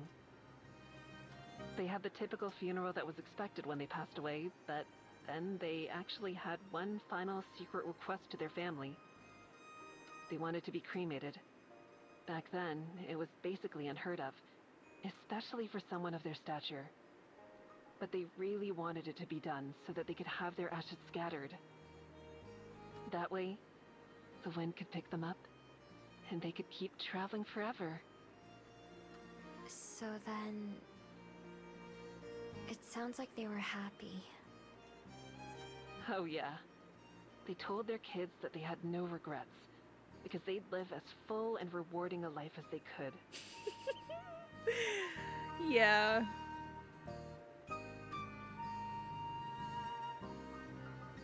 I'm afraid that if I try to say too much, I'll start to cry. So I just nod instead while I find my voice. I'm glad to know that. Of course, of course. It's only right that you know, considering how many foxes showed up in their work. I think Minso can tell that I'm having a tough time holding it together, because her voice takes on a more sympathetic tone. Was there anything else you wanted to know? I don't think so. You told me everything I wanted to ask. I only found out their name a couple months ago. Until then, I just thought of them as my person in my head. So, really, I've learned a lot more than I could have hoped for. Aww. Well, I'm happy to help. Your friend has my contact info, so you can message me anytime if you think of anything else. I guess, if you think about it, you and I are kind of like family, right? Since it sounds like they raised you just as much as they raised their kids. Like my great, whatever. Really? She laughs. Sure, why not? The more the merrier, right? I think that's how they would have seen it too. Thank you. I really appreciate it. Family. I may have a girlfriend, but family is something new to me. Silver called us sisters, but just barely. It makes my heart warm. No problem. I'm sure we'll talk again, so I won't say goodbye. Instead, how about see you later? I'd like that. Although, there's just one thing. What's that? I explain my magic and how everyone forgets me after a day. Nodding sympathetically, Minso agrees to join my list of people who check in with me every day. I'm glad she's so understanding, but it's just another reminder that I need to find a better, more permanent solution for people forgetting me. The second our call ends, I let out the sob I was holding back. I thought I was done crying over Jong-in, but apparently not. Except this time, it's the good kind of crying. After all my searching, and even after their death, I finally got the answer to the question my heart wanted to know. They cared about me too. I'm so barely keeping it together right now. I try to imagine what their home must have been like. Their wife and kids. I'm sure they were all smiles. Still, it's difficult for me to imagine how they looked. Instead, I can picture them, traveling just like when we met, going from place to place freely, wherever the wind took them. Just like me, really. Someday I'd like to return to some of those places that I've been before and see them properly. Literally, like, it's just like hitting me in waves, and then I have to like pause in between every line and just be like, I can do this, I can say the next line. Instead of just blindly searching for one person and ignoring everything else. I'd like to visit them with some of the same wonder that Jong-in felt. More than anything, I wish I could tell them about what I've experienced and learned on this path they sent me down. Even though I can't, there's one thing that I can now say for sure. They would have been proud of me. A few minutes later, I'm still trying to pull myself together when the dog comes up to me and paws on my leg insistently. I can't help but smile. Whatever I'm going through doesn't matter to him at all. He just wants to eat or go outside, of course. My life and tears don't really make a difference to him one way or another. And really, that helps keep me grounded. I'm glad to have some closure when it comes to Jong-in, and to know that they were just the kind of person I imagined them to be. While their kindness and memory will never stop being special to me, I finally feel like I can say they're in the past. Time passed quicker than I could have ever imagined, but it still passed. It moved on, and now I need to, too.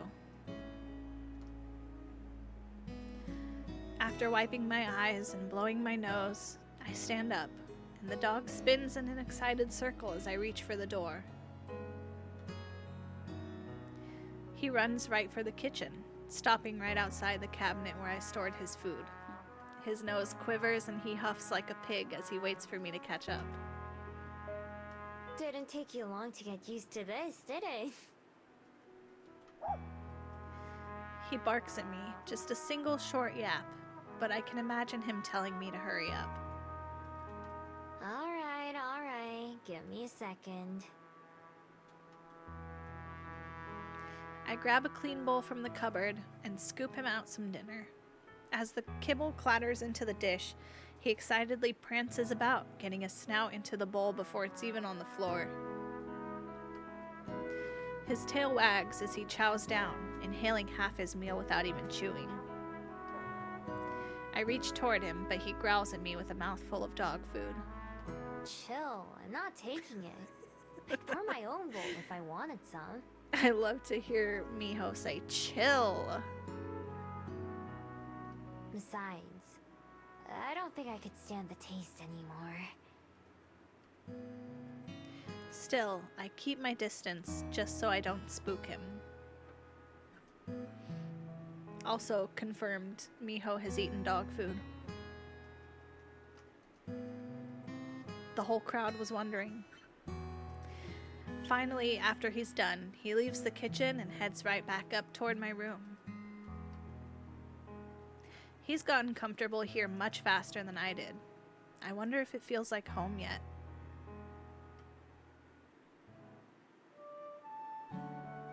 After taking yesterday off, I sit down at the library desk with the dog for the first time. He does his usual pacing and sniffing, since this is the first time he's really explored this area. I keep an eye on him while I start on the day's tasks, but he just flops on the floor near my feet and dozes. Eventually, the first person who needs help comes up to the desk, carrying a couple books with them. Hi there, I'd like to... Oh my god!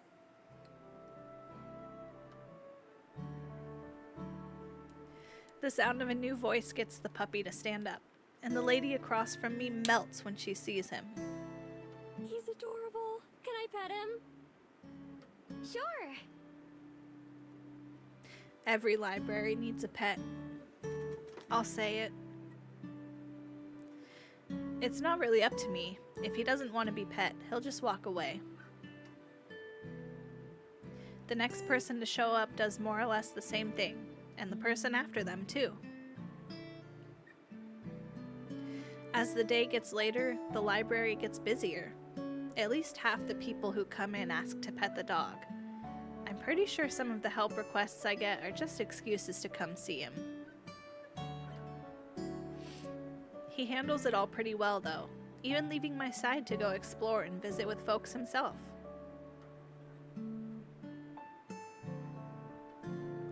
A little bit later, after lunchtime, The front door opens slowly.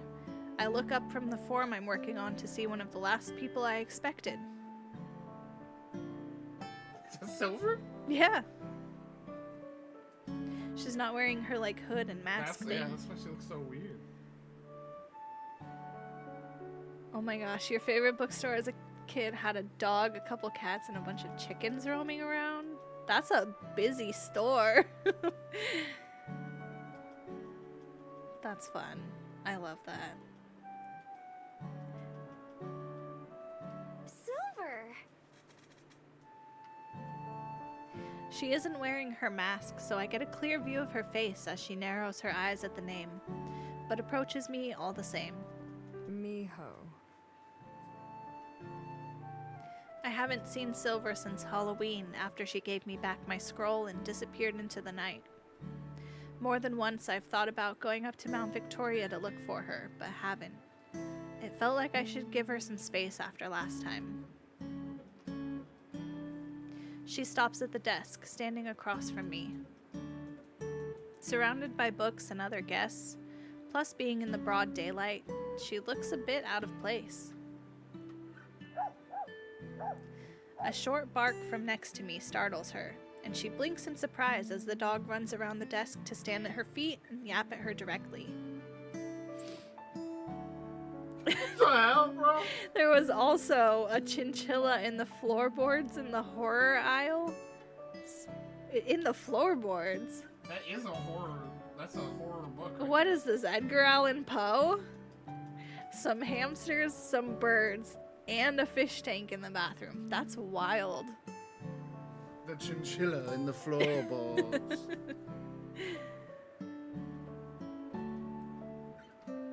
A friend of yours? Something like that. I found him at the park, and I've been taking care of him for a couple days. He's a dog in the true sense of the word, then. As far as I know, yeah. You finally got it right.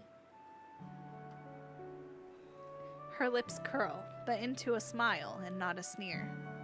Whoa!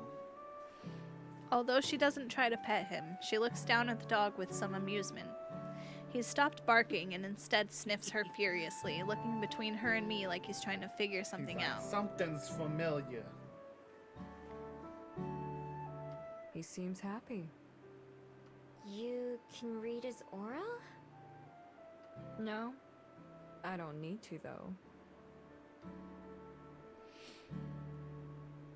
Deciding she's either boring or not a threat, the dog comes back to my side and lies down again, gnawing quietly on his chew toy.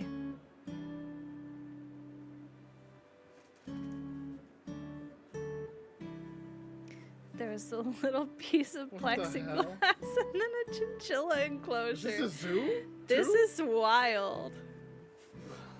I'm so mad because I'm missing like climax after climax over here. But I'm playing. I'm starting. What? But I'm starting the next review game. I forgot how good this game is. That's my little teaser as to what it is. But I forgot how good this game is. Well, thank God after the other game you're playing. I know. I'm just like, oh, glory, glory, hallelujah. Can I have a tissue? I'm like feeling joy again. Good. I'm You- so happy for you, can- bestie. I'm not the kind of person that's like, you know, like the guy, like the stereotypical, like throw your controller, blah blah blah, whatever. Mm-hmm. And I don't even usually get that like angry at games, like yelling even. But you can report playing that other game several times. I've just been like, fuck off, like just so angry. Honks of agony. Ooh, Obi's getting up to orange cat behavior. It's silly goose hours. It's misbehaving silly goose hours.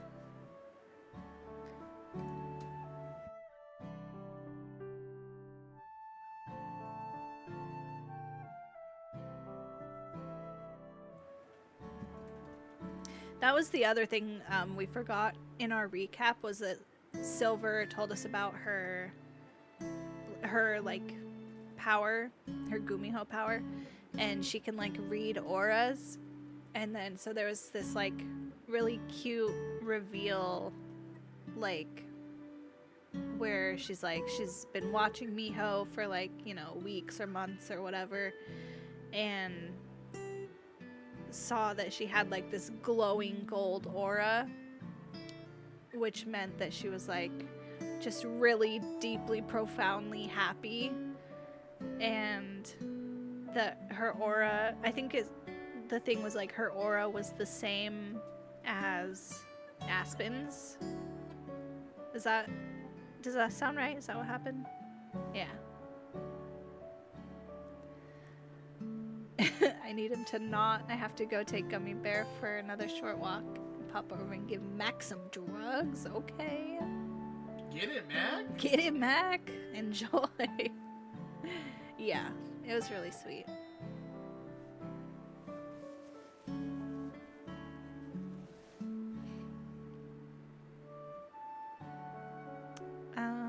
Deciding she's either boring or not a threat, the dog comes back to my side and lies down again, gnawing quietly on his chew toy. Silver looks back to me, but then her eyes narrow again.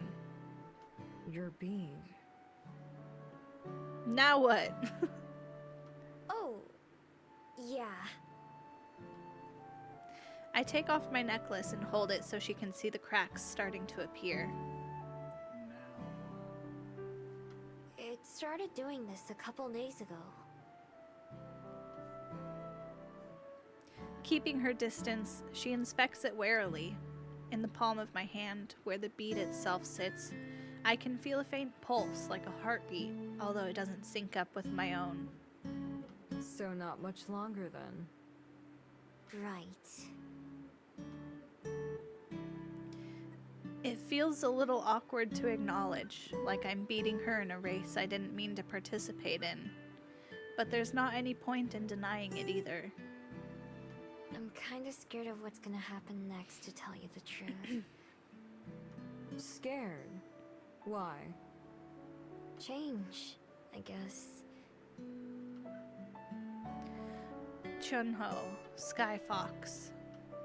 Just thinking the word summons visions of blue skies and rolling forests in my mind. The pulse in my palm quickens. Hey, I have a question. What do you think would happen if I broke it? Broke what? This.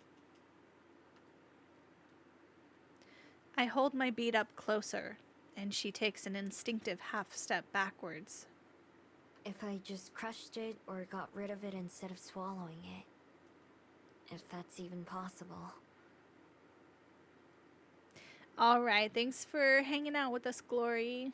Enjoy your time with the cats and the dogs.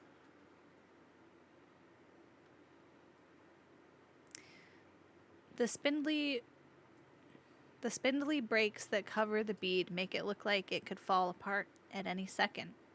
Like even if a light wind could shatter it. I can only imagine what Silver must be thinking. She's probably shocked that I'm even asking, but she keeps any scorn she's feeling off her face. And finally she shrugs. I know not, nor why you would even consider such a thing. Though I have a guess.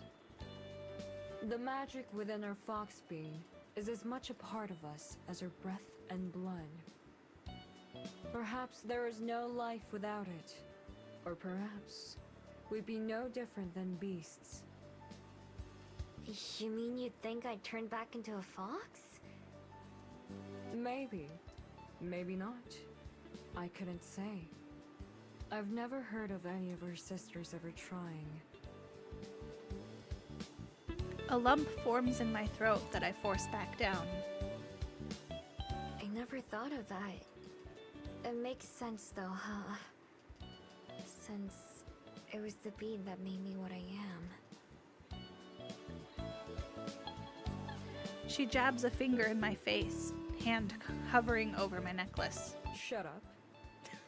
Okay. Huh? I only said it was possible. I doubt it would happen. Either way, how dare you? Your being is but a means to an end. It may have given you a chance, but it was you who took it. Every step you've taken has been your own. It made you nothing but capable.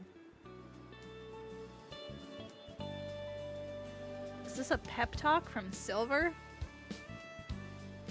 Silver holds her arm out, putting her shining bracelet into clear view. Whoever or whatever you are now, you can never be a normal fox again, even were you to take the form of one. Still, what power your being does offer has been ever in your service. Should you choose to discard it, I fail to see why it wouldn't respect your final wish. So basically what Silver's saying is, you've changed, bro, but like in a good way. Basically. Up close like this, I'm able to see Silver's bracelet clearly for the first time. The light makes it difficult, but not impossible.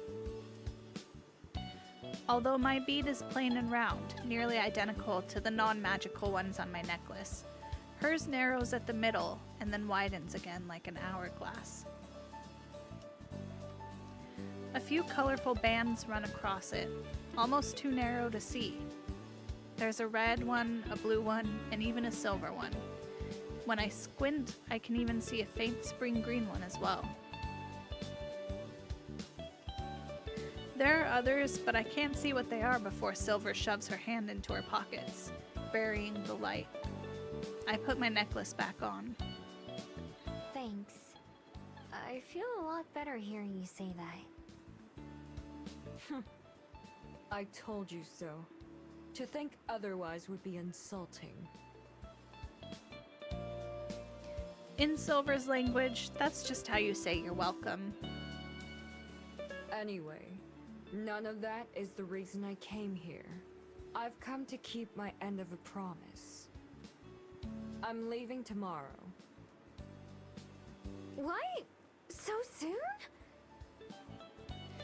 The news hits me like a punch in the gut, even though she told me she was planning this a long time ago. Soon? I've already stayed longer than I intended. There's nothing more for me to be had here. That's not true. There's... Nothing more to be found, I should say. Abruptly, her voice softens.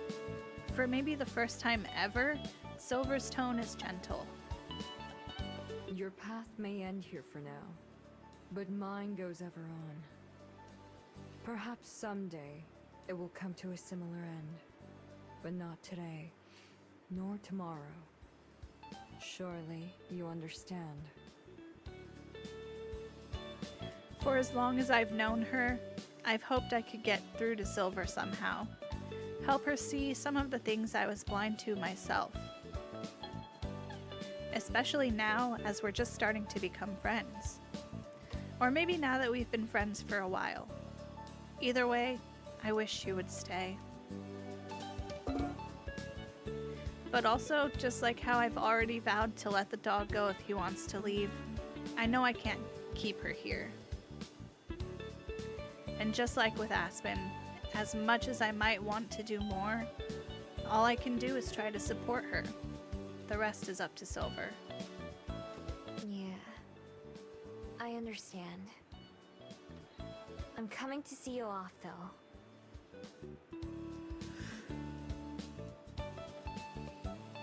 Silver considers for a second. Fine. I'll come to you here in the morning. Early. Be ready. I will. Good. I've said all I came to say then. Until tomorrow. Without another word, she turns and heads for the door, disappearing through it just like she disappears into the trees. Judging by the knocking at my window, it turns out Silver and I have different ideas of early. I roll over in bed, not totally sure that I'm not dreaming, in time to see Silver gesture at me and then leap from the tree again. A few minutes and lots of eye rubbing later, I'm ready and outside to meet her. Oh, what's up, fish paste? What you doing today, gamer? I'm ready and outside to meet her, with the dog staying behind me without any argument this time. Silver's carrying a small sack with her, which I assume contains all her belongings. It's tied shut with a small rope, and she slings it over her shoulder. We don't exchange any words of greeting. Instead, we just start walking. As frustrating as it can be half the time, sometimes I also appreciate her willingness to just end a conversation, or not even start one. I don't have to worry about being a good enough conversationalist for her. It's easier to get more out of her silence than it is many others, too. The fact that she let me come along on this last trip, much less came to get me, says a lot. We make our way through the streets, not seeing many other pedestrians or even cars. Only a handful of city buses, a couple of them roaming around empty too. Silver walks faster than either Aspen or Juliet, but I'm able to keep pace easily. It makes our journey pretty short, though. The glass walls and security gates of the skyport come into view, waiting for us. It was the first place to greet us when we arrived, and now it's ready to see her off again. I wonder what Silver's thinking about right now. Is she feeling sad at all and preparing to miss this place? Or is she ready to leave and potentially never return? Good or bad, I don't think she'll ever be able to forget her time in Wellington. We come to a stop just a few meters away from the entrance, facing the double glass doors. Our reflections stare back at us. Call me Unbi. She has a name! At last we've been entrusted with her name. Unbi? In Korean, Un for silver, Bi for rain. Silver rain. Although she doesn't turn to me, I can still see her face turn red in the glass. Yes, it's the name I've settled on. What do you think? I hope she sees me grin. I think it's perfect. Good. Thank you. I'm not sure what words to say. I've never said goodbye before. It's okay. I never know either. I hope you'll come back someday. Or that we'll see each other again somewhere else. Fate brought us together once. Perhaps it'll do so again. So you think it was fate after all, huh? Perhaps not. She looks down at her wrist, surely thinking about her bead even though it's hidden. If not fate, then shall we make a promise that neither of us can keep? You haven't broken a promise to me yet. We'll meet someday then. Perhaps you won't even recognize me. I might be someone else entirely. Someday. I'm sure that I'll recognize you, though. You might change, but you'll still be you, no matter what. Even if I'm Unbi now. You've been Unbi the whole time. Like always, I can tell when she's about to leave. Before she can, there's something I have to ask. I might not get another chance. At first, you didn't want me to call you Silver. With your magic, what does a silver aura mean? Our eyes meet in the glass. Finally, she closes hers with a tiny smile. Shame. Goodbye, Miho. Wow. There she goes. That was nice. That was a good wrap up. She happy. She pleased to be happy. She pleased to be happy. They're sisters now. That was really nice. Fish Paces ran errands today. Had to grind Fortnite because the season ends in 3 days. Let's go, gamer. Goodbye, Envy. It takes her just a couple steps to reach the door. They slide open silently, dissolving our reflections. Unbi doesn't look back once as she strolls through, letting them shut behind her once again. I'm left looking at myself, and only myself. Finally, I turn around too and start making my way back home. Dang. The last library guest of the day turns out to be my favorite one. Aspen enters just after closing time, with a small wrapped package in her hands. Aspen!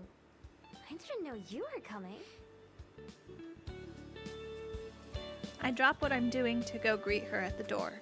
The dog does too, and she stoops down to pet him. That's because I wanted it to be a surprise. Also because I wasn't sure I'd be able to get off work in time. But we managed. Ooh, a surprise?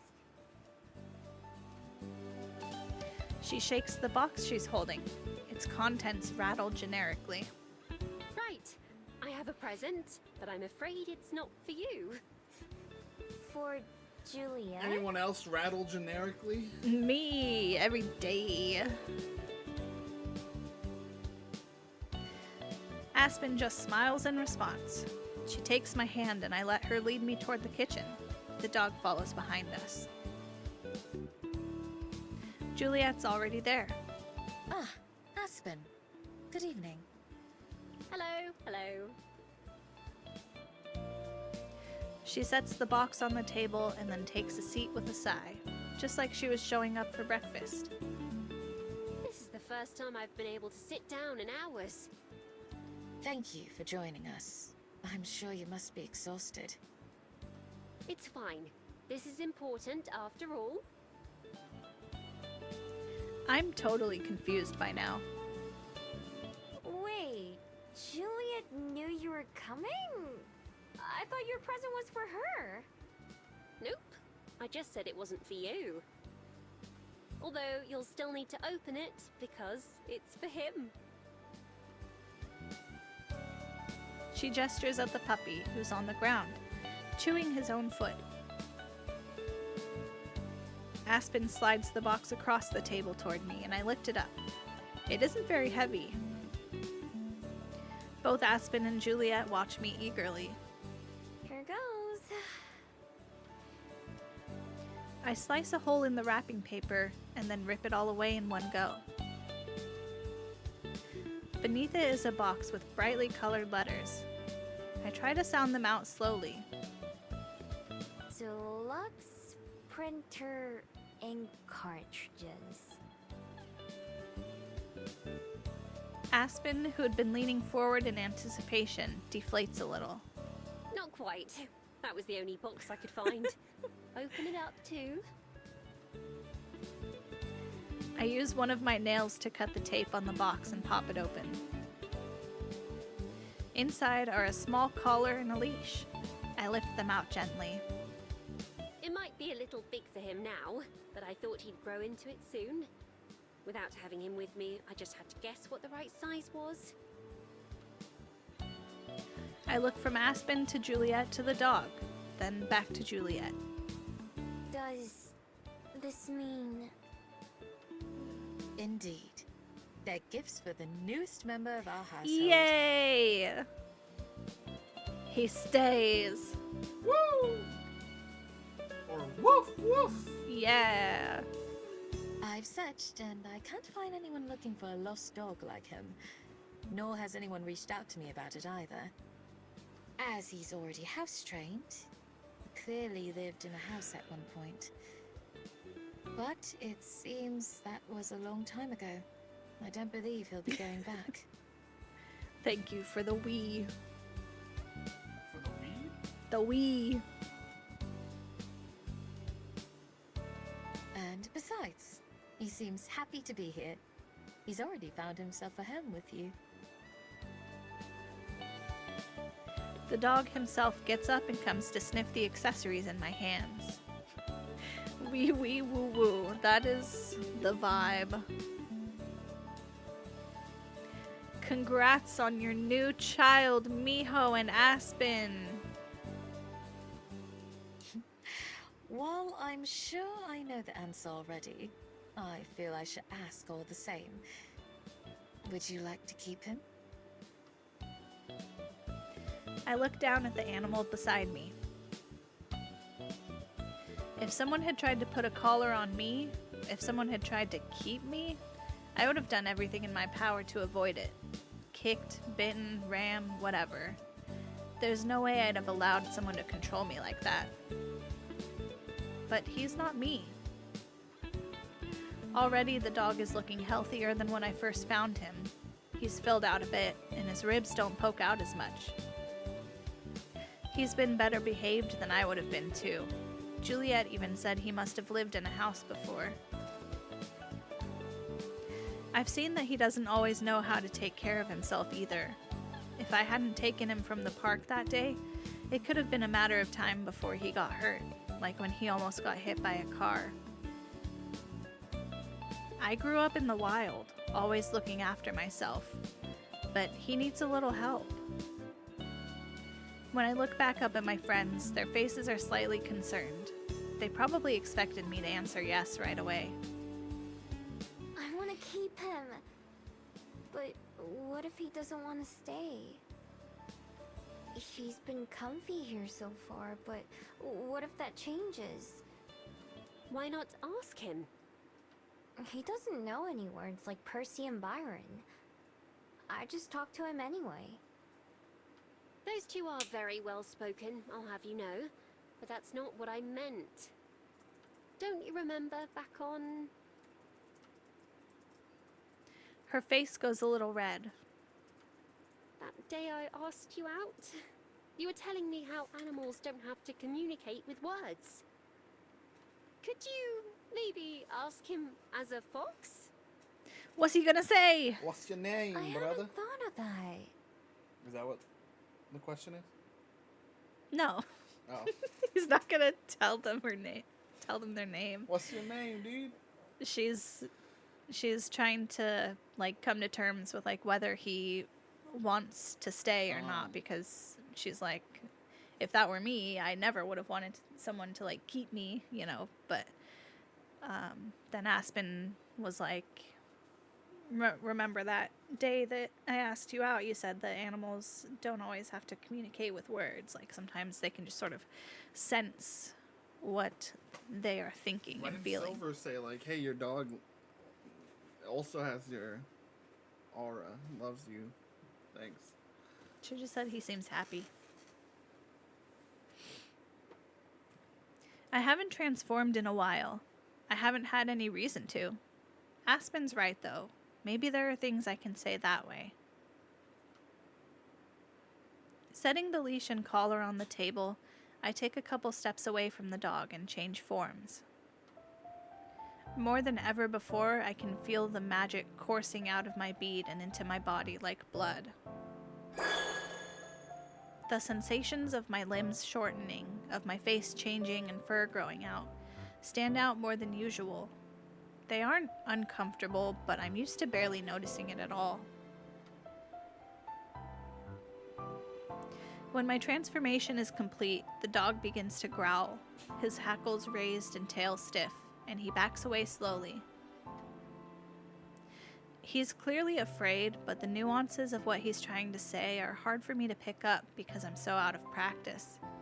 It's like when I try to speak Korean after a long time. Danger, danger, fear, missing, where? I get the impression that he wants to know what happened to me, the me that he knows, and that disappeared suddenly. He's probably never seen a fox before, but he instantly identifies me as a threat. Above us, Juliet and Aspen watch anxiously. My tails brush from side to side, and I keep my ears and body language friendly. I try to impress upon him that I'm not dangerous, and that the creature he's looking at is his person. I'm very chill. I'm very chill. Look at me blinking so kindly. It's because we're friends already. Danger, doubt. Danger, fear, doubt.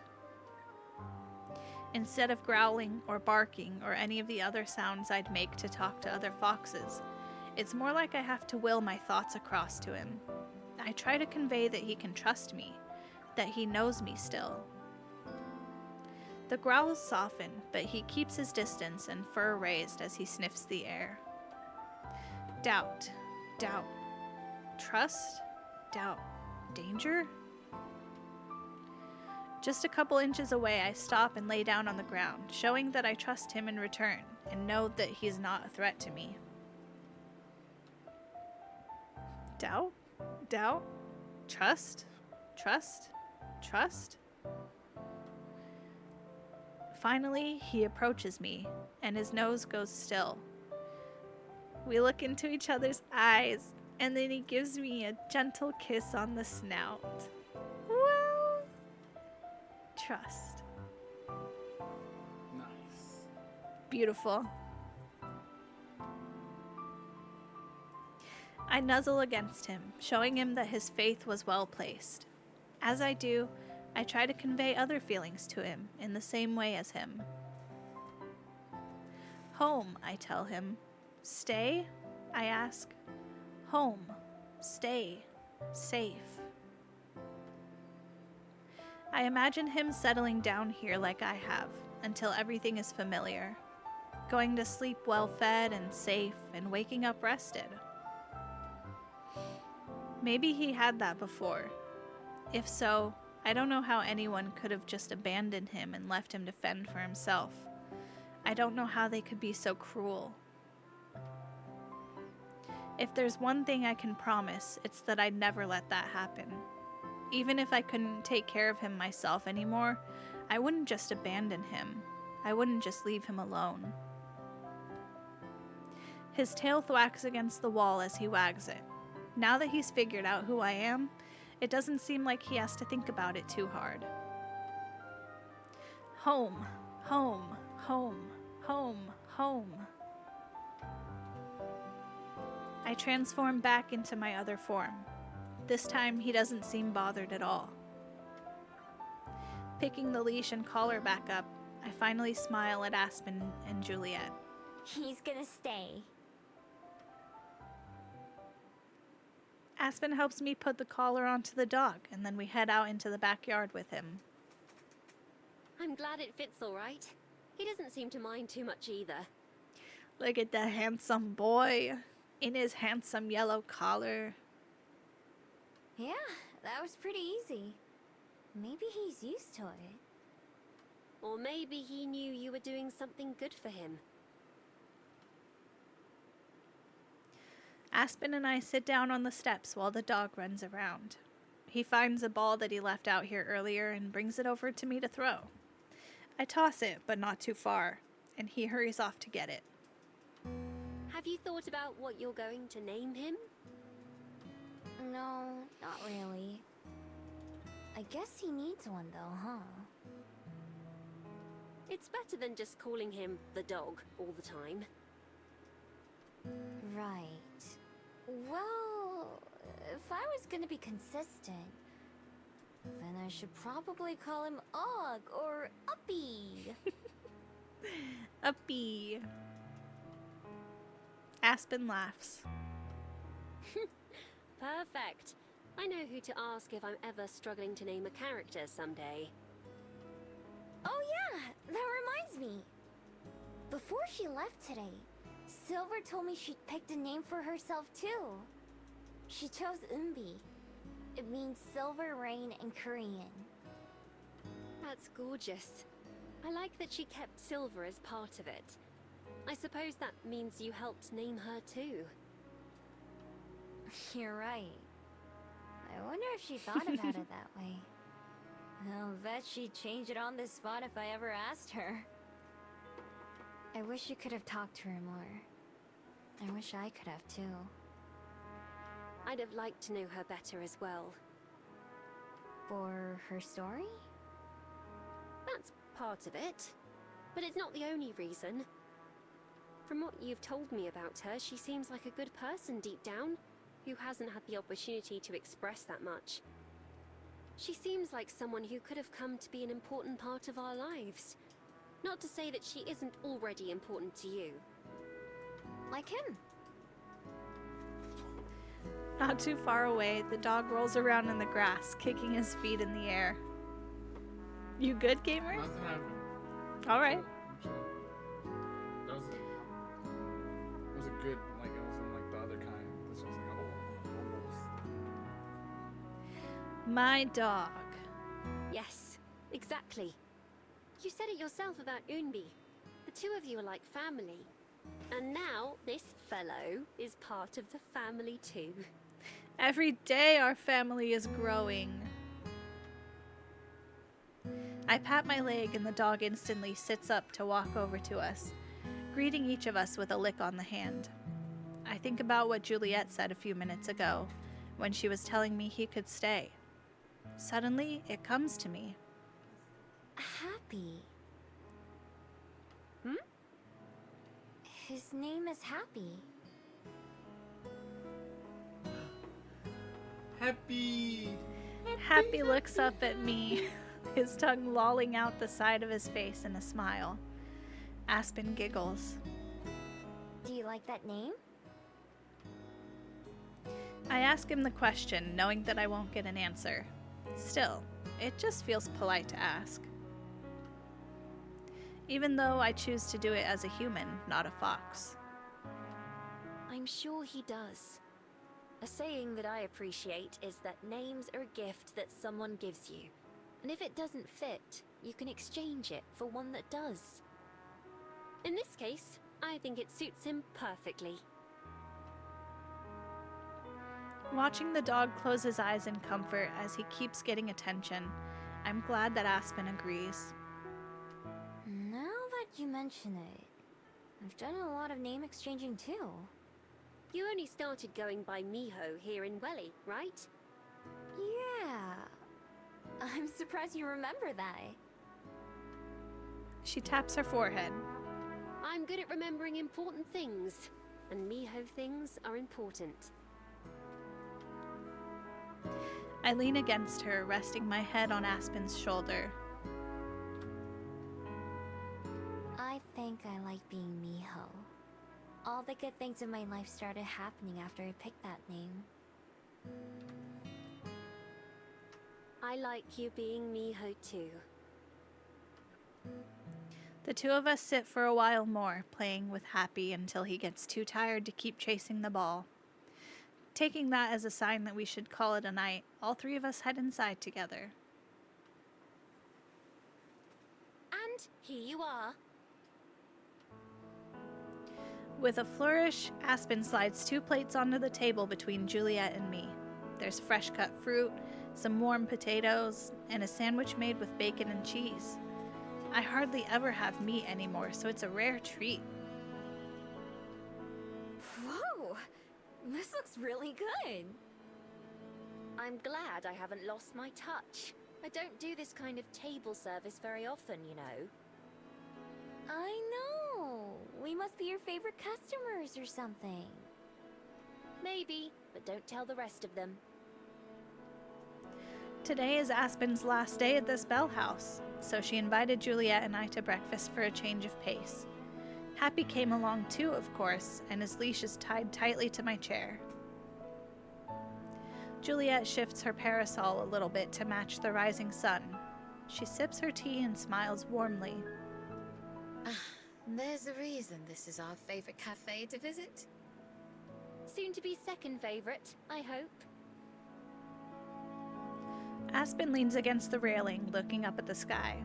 The sun really highlights the bags beneath her eyes, and all the small things that probably only I notice, such as how her apron is tied more sloppily than she usually likes it, or how her hair is done up roughly.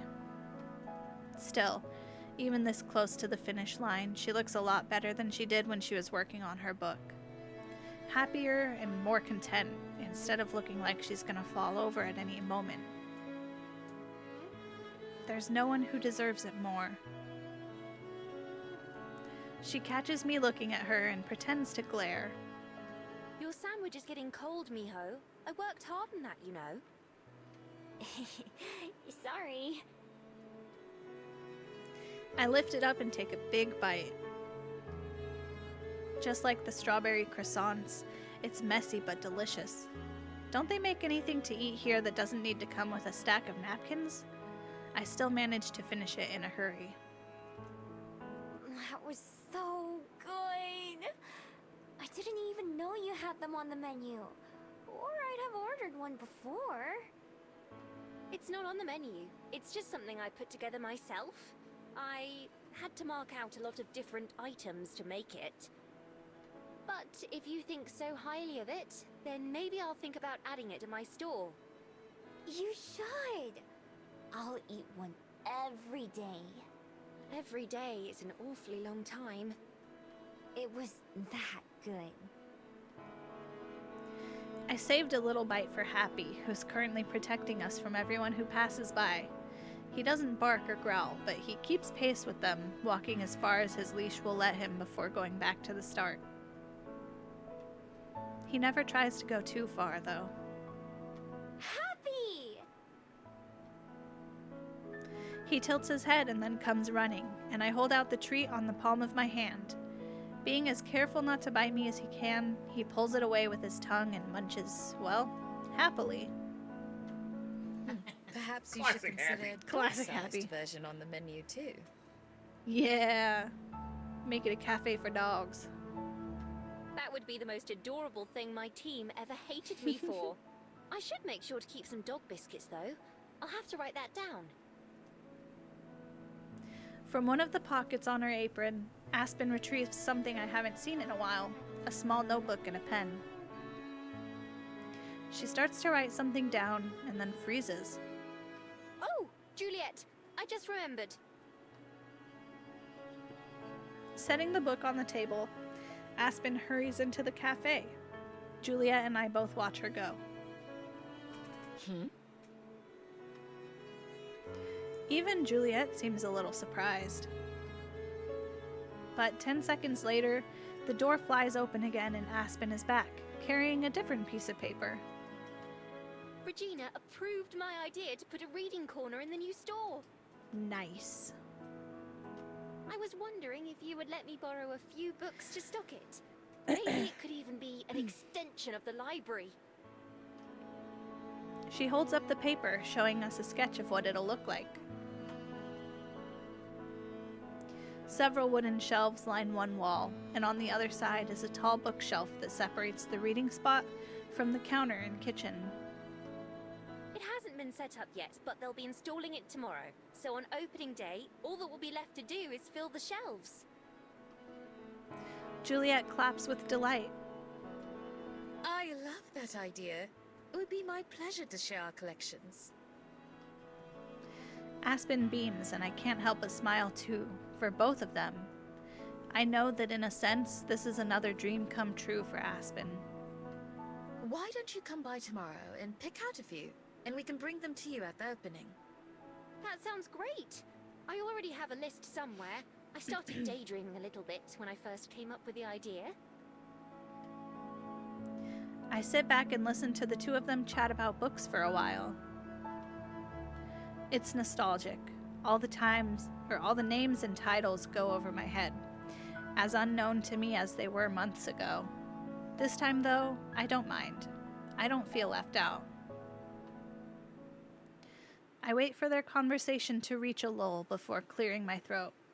There's something that I want to talk about, too. Something I've only become more sure of since yesterday. Hey, speaking Speaking of new jobs and stuff, I've been thinking about maybe trying something new instead of working at the library. She growing up so fast. If Juliet doesn't mind. Picking her career path. Of course not. Please, follow your heart, and I'll always support you. Is there something in particular you want to try? Yeah. It's something I just thought of a couple days ago.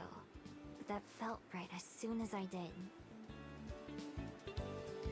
On the ground beside me, Happy hasn't left since I gave him that bite of sandwich, even though he hasn't gotten anything else since then either. It was something this guy made me realize I want to do too. I want to try to help out at the nature preserve. I knew it. What? Read the screen, gamer. Let's go. Yesterday, Aspen said that Happy kind of reminded her of Unbi. That's Silver's new name, by the way. It's the first one she picked for herself. Anyway, not just them, but also that bird. The one I found in the woods that we weren't able to save.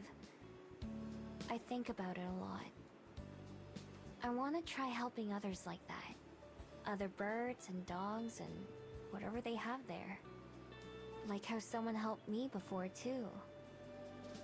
Lots of someones, I mean. Oh, Miho, that's wonderful. How perfect for you. I'd be glad to give you a recommendation to Amaya. I believe they're always looking for volunteers. After a while, you could even apply to work there, like Amaya does. But listen to me getting ahead of myself. I'm already so excited for you. Thanks. Aspen looks a little more concerned. I agree. That does sound like something that would be just right. But what about your magic? With the library, it's not a big deal since you live with Juliet. You couldn't see all your co-workers every day, though. Yeah. I've thought about that. I think I have an idea, but I'm not too sure about it yet. Really? What were you thinking? I don't want to say right now. I'm still thinking about it. I'll make up my mind soon, though. I can tell Aspen wants to know more, but she forces herself to stiffly nod all the same. All right. You can tell us when you're ready. Thank you. It won't be long, promise. It's not that I don't want to tell her, it's just that I don't want to get her hopes up. I'm kind of afraid to get my own hopes up. I take a deep breath, feeling my bead rise and fall with my chest. Maybe I'm just afraid in general. Still, I swallow that fear, pushing it to the back of my mind. I can brood and ponder later. Right now, I just want to focus on what I've got, enjoying this meal and moment. In Juliet's typically reliable fashion, she manages to get a call set up for me with Amaya that same evening. At least this time, unlike with Minso, I don't have a whole day to fret about it beforehand. Instead, there's only 10 or 15 minutes between when she tells me she's going to reach out and when she comes up to my room to offer me the phone. It's only voice, not video, which makes it a little less stressful. Still, I have to calm my nerves a bit before I'm actually able to answer. That is the complete opposite for me. Voice phone calls are way more stressful than a video phone call. I don't know why. Hello? Something I've been working on is how loud to talk when I'm using the phone. I always end up yelling since I can't really hear myself. But I've been trying to fix that for Aspen's sake. Still, I'm self-conscious about it as I press the phone to my ear. Hi there, Miho, right? I'm Amaya at the Preserve. Nice to meet you. Thanks. Nice to meet you too. If all goes well, then this should be the last time I ever have to introduce myself to someone for the second time.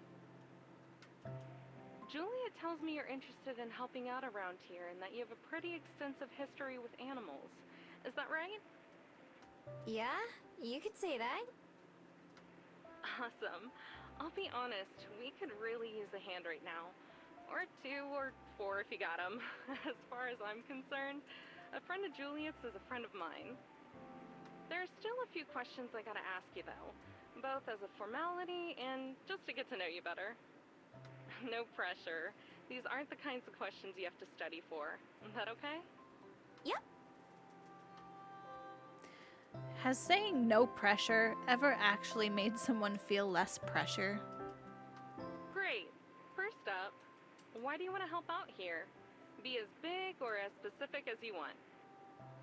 Because I want to help animals. I don't know if Juliet told you, but I used to be a fox. No kidding. Bushy tail and everything? 9 of them. Incredible. You'll fit right in. Anyway, sorry, go on. Right. Back when I was a fox, someone saved me. And that's how I ended up turning into a person. Then once I got here to Welly, Julia helped me out a lot too. I like people a lot more than I used to now, but I still know animals pretty well. Better than most humans, I bet. I love that. Okay, next question. What kind of work is it that you want to do? A lot of people, they sign up to help out here thinking it's going to be all clean and tidy like a hospital. It isn't. Animals are messy and dangerous, and you can't get mad at them when they screw up. Believe me, it's useless. It's a lot of dirty work. It's a lot of being careful and still sometimes getting hurt. What I'm saying is, it's not easy. Is that something you're okay with? Yeah, I am. When I said how I got helped out, back when I was a fox, I got my leg caught in a hunter's trap. I couldn't move, and it hurt more than anything I've ever felt. But there was this person who found me, who had already been nice to me before. Still, if I hadn't been about to die, I probably would have tried to get away from them anyway. They took care of me and helped my leg get better. They fed me and came to visit me every day, until the day they left my forest.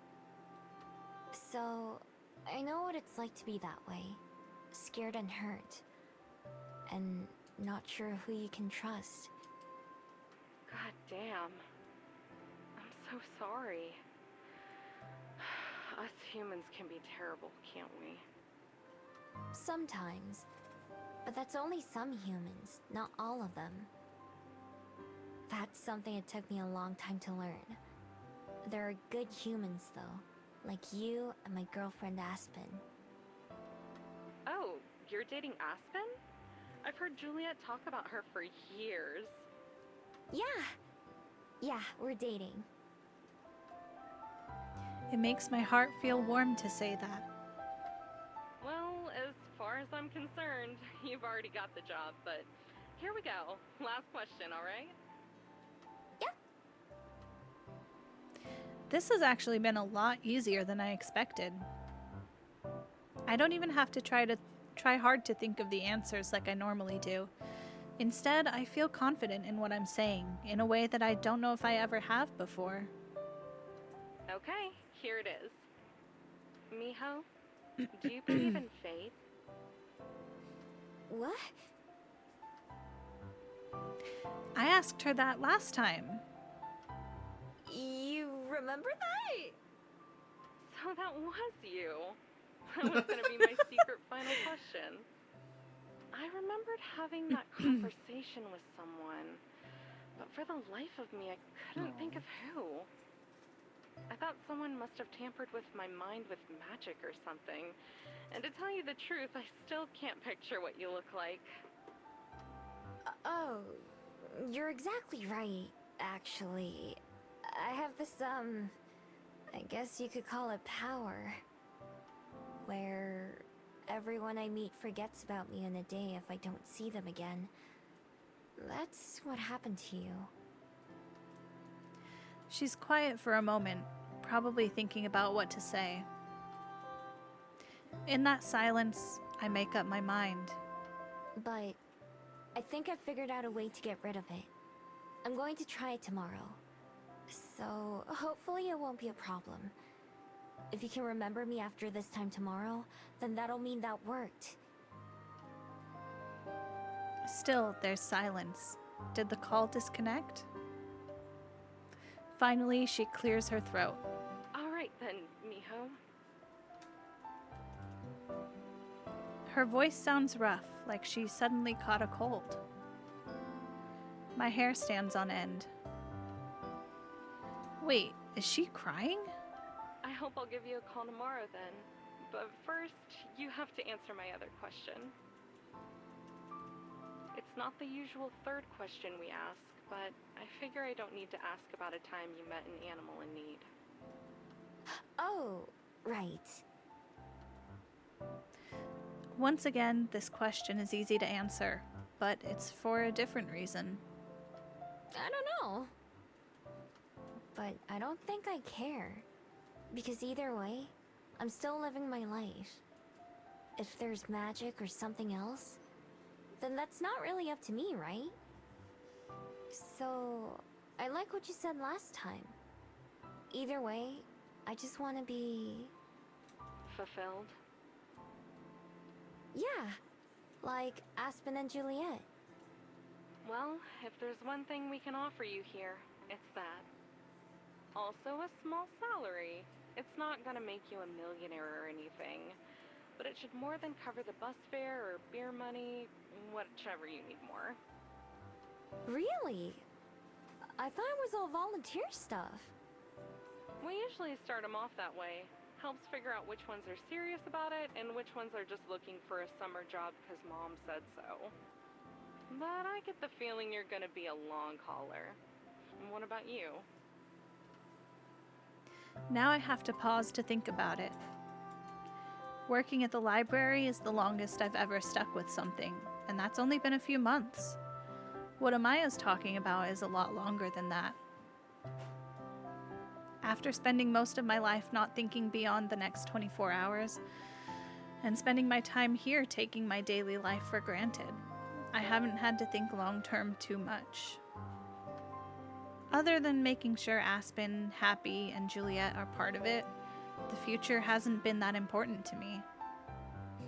We got the job, Mom. I know we're about to be making a small salary. Started as a fox in the forest, and now we're here. You know? It's just incredible. I need to start changing that, though, especially after tomorrow. So maybe this is a chance to start the new year off with something else that's different for me. My New Year's resolution, Aspen called it. Yeah, I'd like to be. Super awesome, great. I haven't been this excited about a new hire in a long time. Thanks. I'm glad we're not on a video call so she can't see me blush. I'll have to file some paperwork to make it official, and get the okay for the expenses, all that boring stuff. I'll try to get back to you tomorrow, end of the week at the latest. Sound good? Yep. Good. You better get that magic thing taken care of, Miho. I'm gonna write myself a note to be sad if I forget about you. You got it. Good. Talk to you soon then. See you later. The call ends and I immediately sigh once again. Of course I can't blame her, but she makes getting rid of my magic sound so casual. In reality, that would be the biggest change of my entire life. Maybe even more than becoming a Gumiho in the first place. It's the change that I need at this point in my life, though. As both Aspen and Juliet love to remind me, it was my path through life that made me who I am today. However, that person isn't the same as before. The things that matter to me now meant nothing back then. So it seems logical to me that my need to transform, steal, and be forgotten has changed too. I'm grateful for everything my magic and my bead have done for me, but they're the final step from that path that I need to move past. Plus, if Unbi is right, then they're not separate things that I'll lose. They're just parts of me that change too. That feels a lot more comforting, I think. Since Happy left with Juliet when she brought me the phone, I have a rare moment to myself. I remove my necklace and hold it in my hands, something I do quite a lot these days. Even more cracks have appeared on the bead. It's broken in as many places as it is whole. Light leaks out, shining onto my palms. The bead looks like it could fall apart at any time, fragile like a human. Something would happen if I broke it, I'm sure of that. Something will happen when I break it. Tomorrow. I've already given myself that deadline by telling Amaya. It's short, but it's less time to dread it and change my mind. Enough time to tell Aspen and Juliet, though. I want them to be there when I do it, too. I don't know what will happen. If I were to let myself think of all the possibilities, I'm sure I would end up talking myself out of it. Instead, I choose to believe what Unbi said, and what makes the most sense to me, that it would never make me into something I don't want to be. I'll choose my own destiny instead, my own fate, whatever it may be.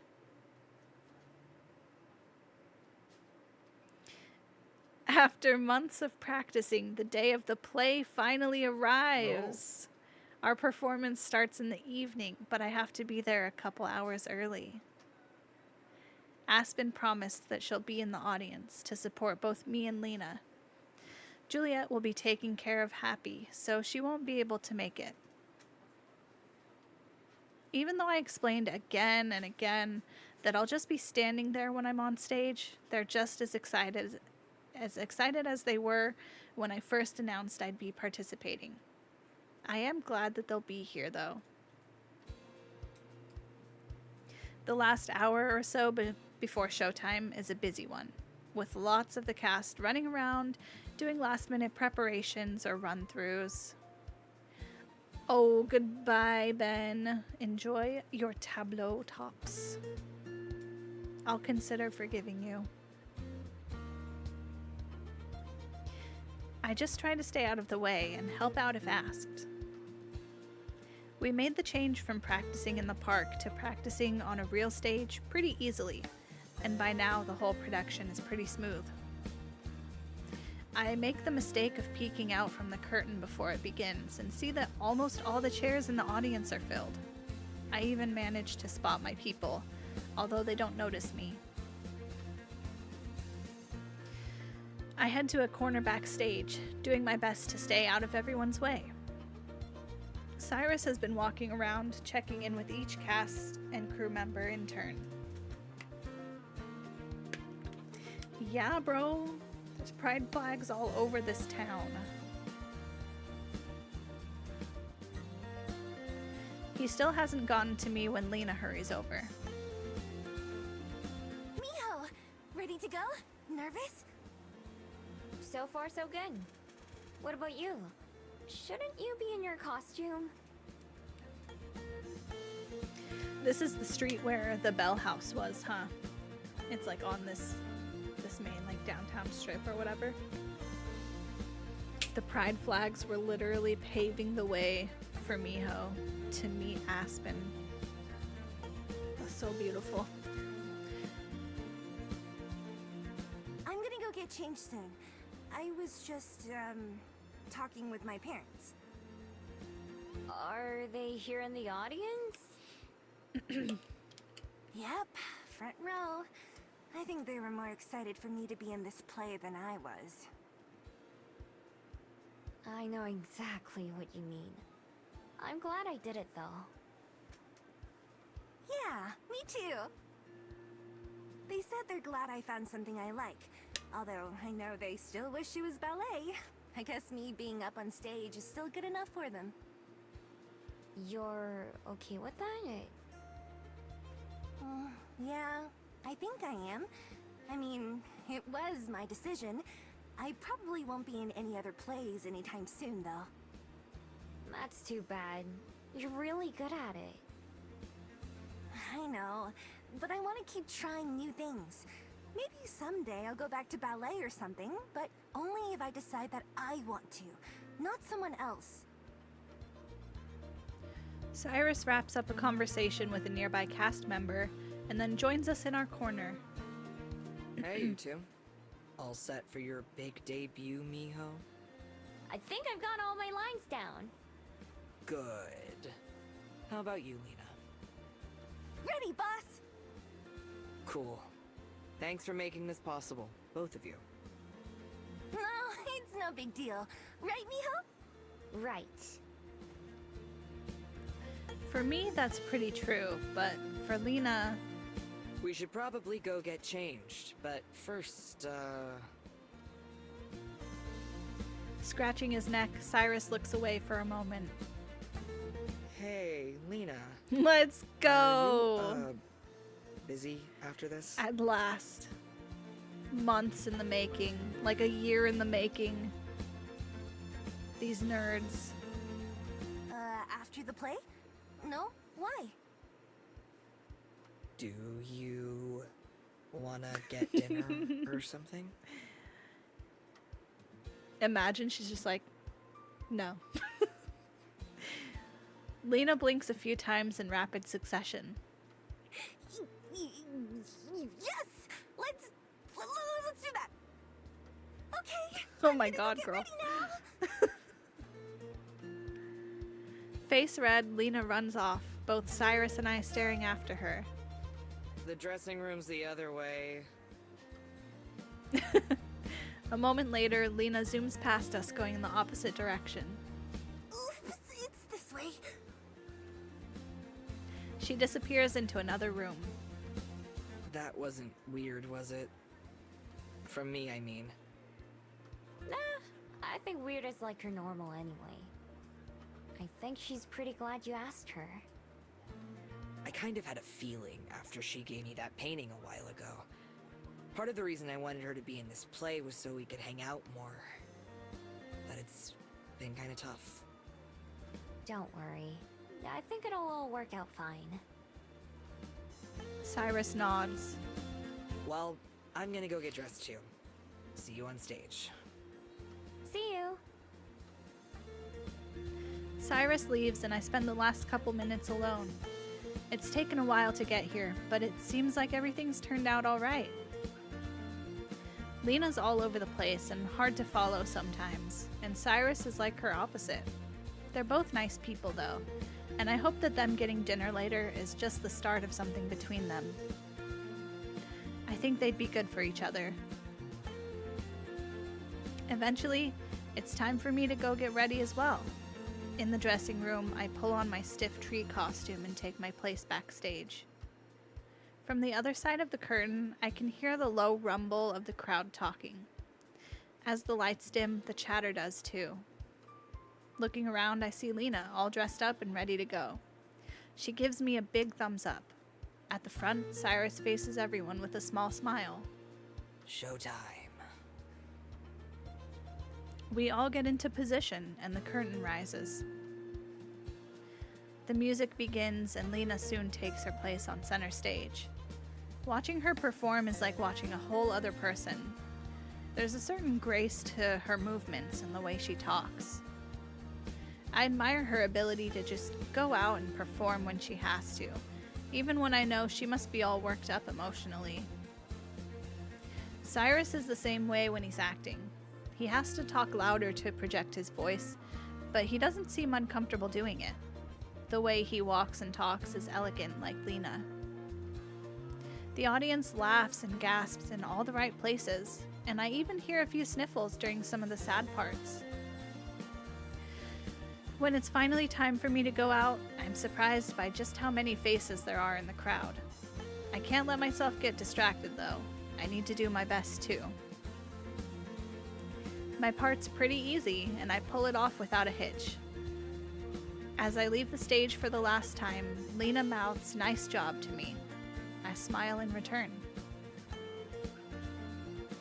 The whole 2 hours seems to fly by. When the last scene ends, I can hardly believe that it's over. One by one, we all go back out to take a bow. The applause from the audience is like thunder rolling through the theater. That's so cute.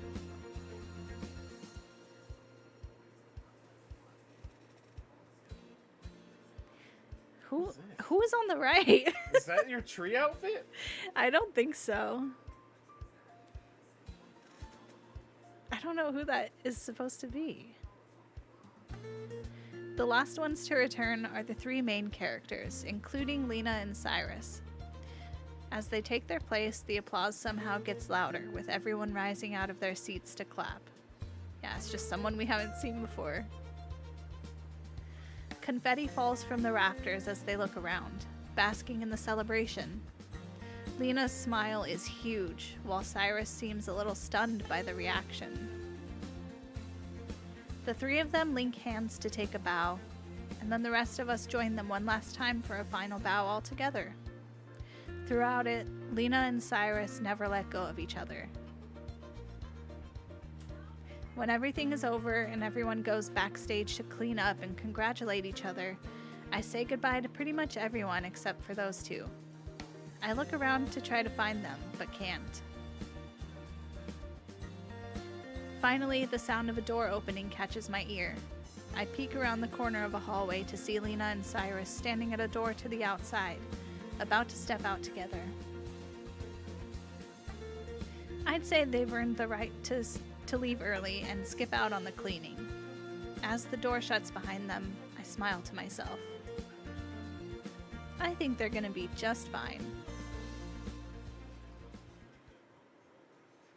Cute. What was that? What? An achievement. Oh. So could you, like, skip rehearsals or something then? And, like, have a badge? Because, like, that's our first, like, real achievement we got other than chapters, right? Yeah. So I wonder if... We never got a choice, really, I don't think, to, like, do it or not. So it might have just been about, like, who you chose to hang out with. Like, that we even got that option to, like, hang out with Lena and do the play, maybe? I don't know. But I do think that we should probably stop there. One day, the game will end. One day we will finish this game. But we've got some plans after this. Getting hungry. Gotta go eat before our plans for sure. Gotta walk the Phyllis. Oh, Ben is gone. Ben is not going to redeem his treat points today. Yeah. Oh. Gonna... And then option save. I know. Do both. I always do. Acting like I don't know. What? If Ben God, you won't. scared me. Like I freaking Sam saved will. it wrong or something. But yeah, because I think it's I think almost this done, next thing is going to take a while because it's going to be like her reckoning Decision. with her magic decision. So I assume that's going to be long enough to justify like a next stream. And if it's not very long and the game ends, then we can find something else to do next time to add on to it. But for now, it is time for a Phyllis treat. Are you ready, gamer? Cameraman? Which treat? Oh yeah, which treat? Do we have other options? There's all the other treats over there. So there was the peanut butter one, that she had earlier. The bacon. There's the like chicken sweet potato biscuit. Got the We can also give her like some small, we have like some small training treats. We can give her a few of those. There's like some salmon ones, some beef ones, I think. Try to make her catch. What do you want, Sam?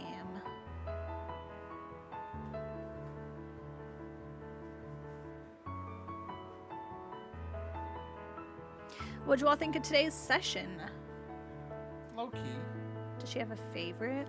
I mean, greenies, but that's a nighttime treat. Yeah. And we don't really have any of her favorites right now either. We've been experimenting, trying out new things. I mean, she doesn't. We just like always get her different ones to try. I feel like she barely even has a favorite because of that. Okay, chicken and sweet potato biscuit. I think it's been a while since she's had one of those. I think she will appreciate. How for this? Okay, let me close this. Time to take a break. And go to this screen. Is the camera there? I don't even know. I haven't turned it on yet. No, Give but me I'm saying, I don't know if it's in that scene. in this scene? Should be. Oh, do we need to be in the other I one? don't. Let's check first. Okay. It could be that video capture.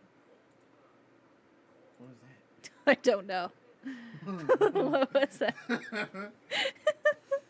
Okay, back to the screen. JK. But I need to open it over here again. Ah.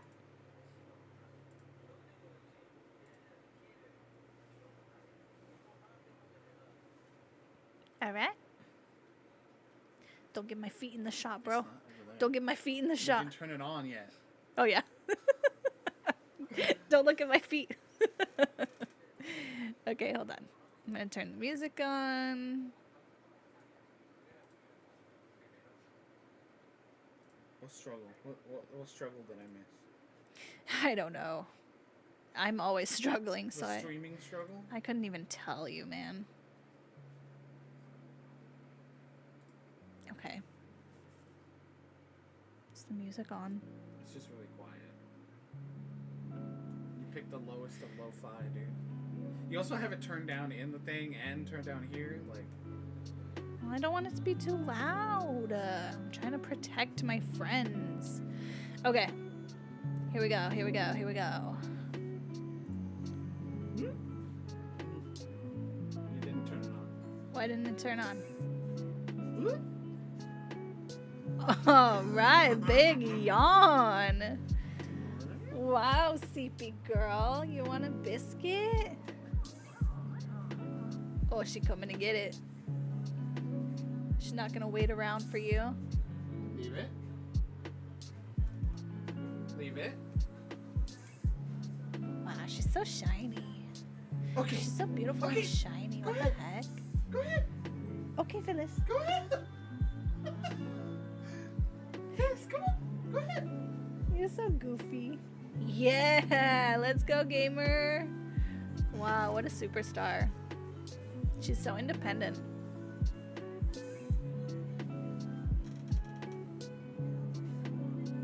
Oh, she's turning away from the camera. She's telling you this is about to get messy. She does make a big mess with the biscuits. She didn't do too bad. Good job, We Phyllis. got one more. Good girl. You got 2 treats today. This is me watching Phyllis. What's your reaction? And now she's getting messy. That last bit. Yeah. Slobbery. You want us to save your... Not be ashamed by your slobber, Phyllis? Good job, Phyllis. Okay, it's getting nasty. It's getting nasty. Yoshi. All right. Thank you, Sam. Phyllis, that was from Sam. The shopkeeper? Say thank you, okay? The shopkeeper from Coral Island? Yeah, sure, bud. All right. Now I can go here. Oh no! What? Sam! I'll have to clip it out. Oh my gosh, we have to clip that for Sam because the internet crashed. Absolutely rip in pieces. That is so sad. All right, folks, that was the stream. Thanks everybody for joining us today. We had a little 2 weeks away for our special event, our painting stream. And then just last weekend, I was super busy with stinking work. That sucked. I Good to be back. Yeah? a special stream on Monday. A special stream on Monday? What is it? Tell us more. A embargo. Oh wait, actually, hold on. What's today? Today's the 4th? Oh, I think I can say that. The streaming embargo was yesterday.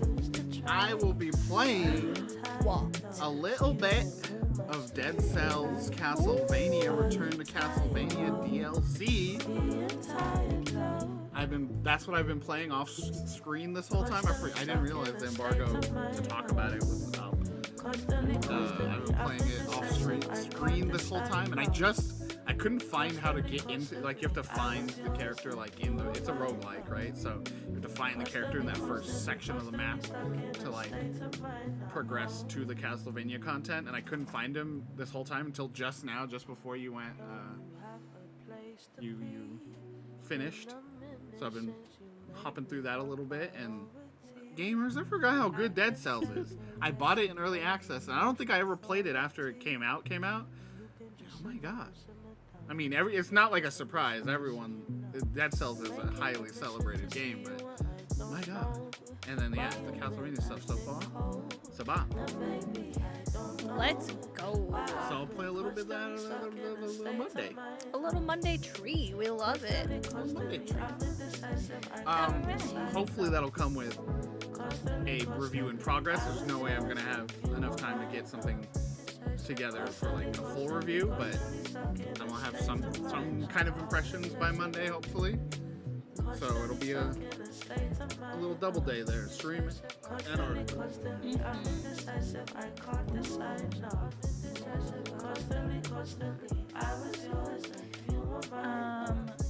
We could go one of these.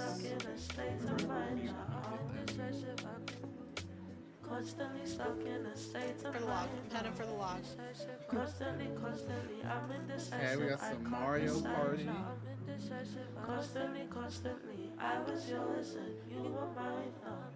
That work?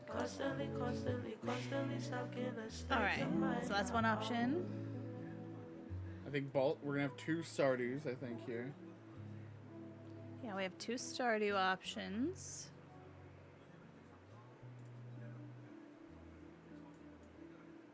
A little crafting. A duo with Epic's little brother. Cute. Or we could go to somebody new. A new friend doing also Stardew. Yes. What you thinking?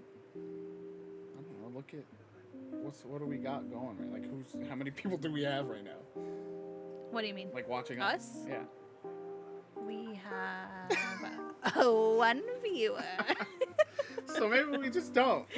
Just don't go right? With one? Yeah, okay. I don't know. Two? Okay. Then should we just go here? Sure. Okay. We're going to raid a new friend, Blueberry Boyfriend, playing Stardew. Trying to get some new follows, so Yes, they whoever have a this follow one goal. person is, please follow our new friend Blueberry. and enjoy some chill Stardew vibes. Chill Stardew. Their computer might explode. It happened last time when we watched them. But yeah.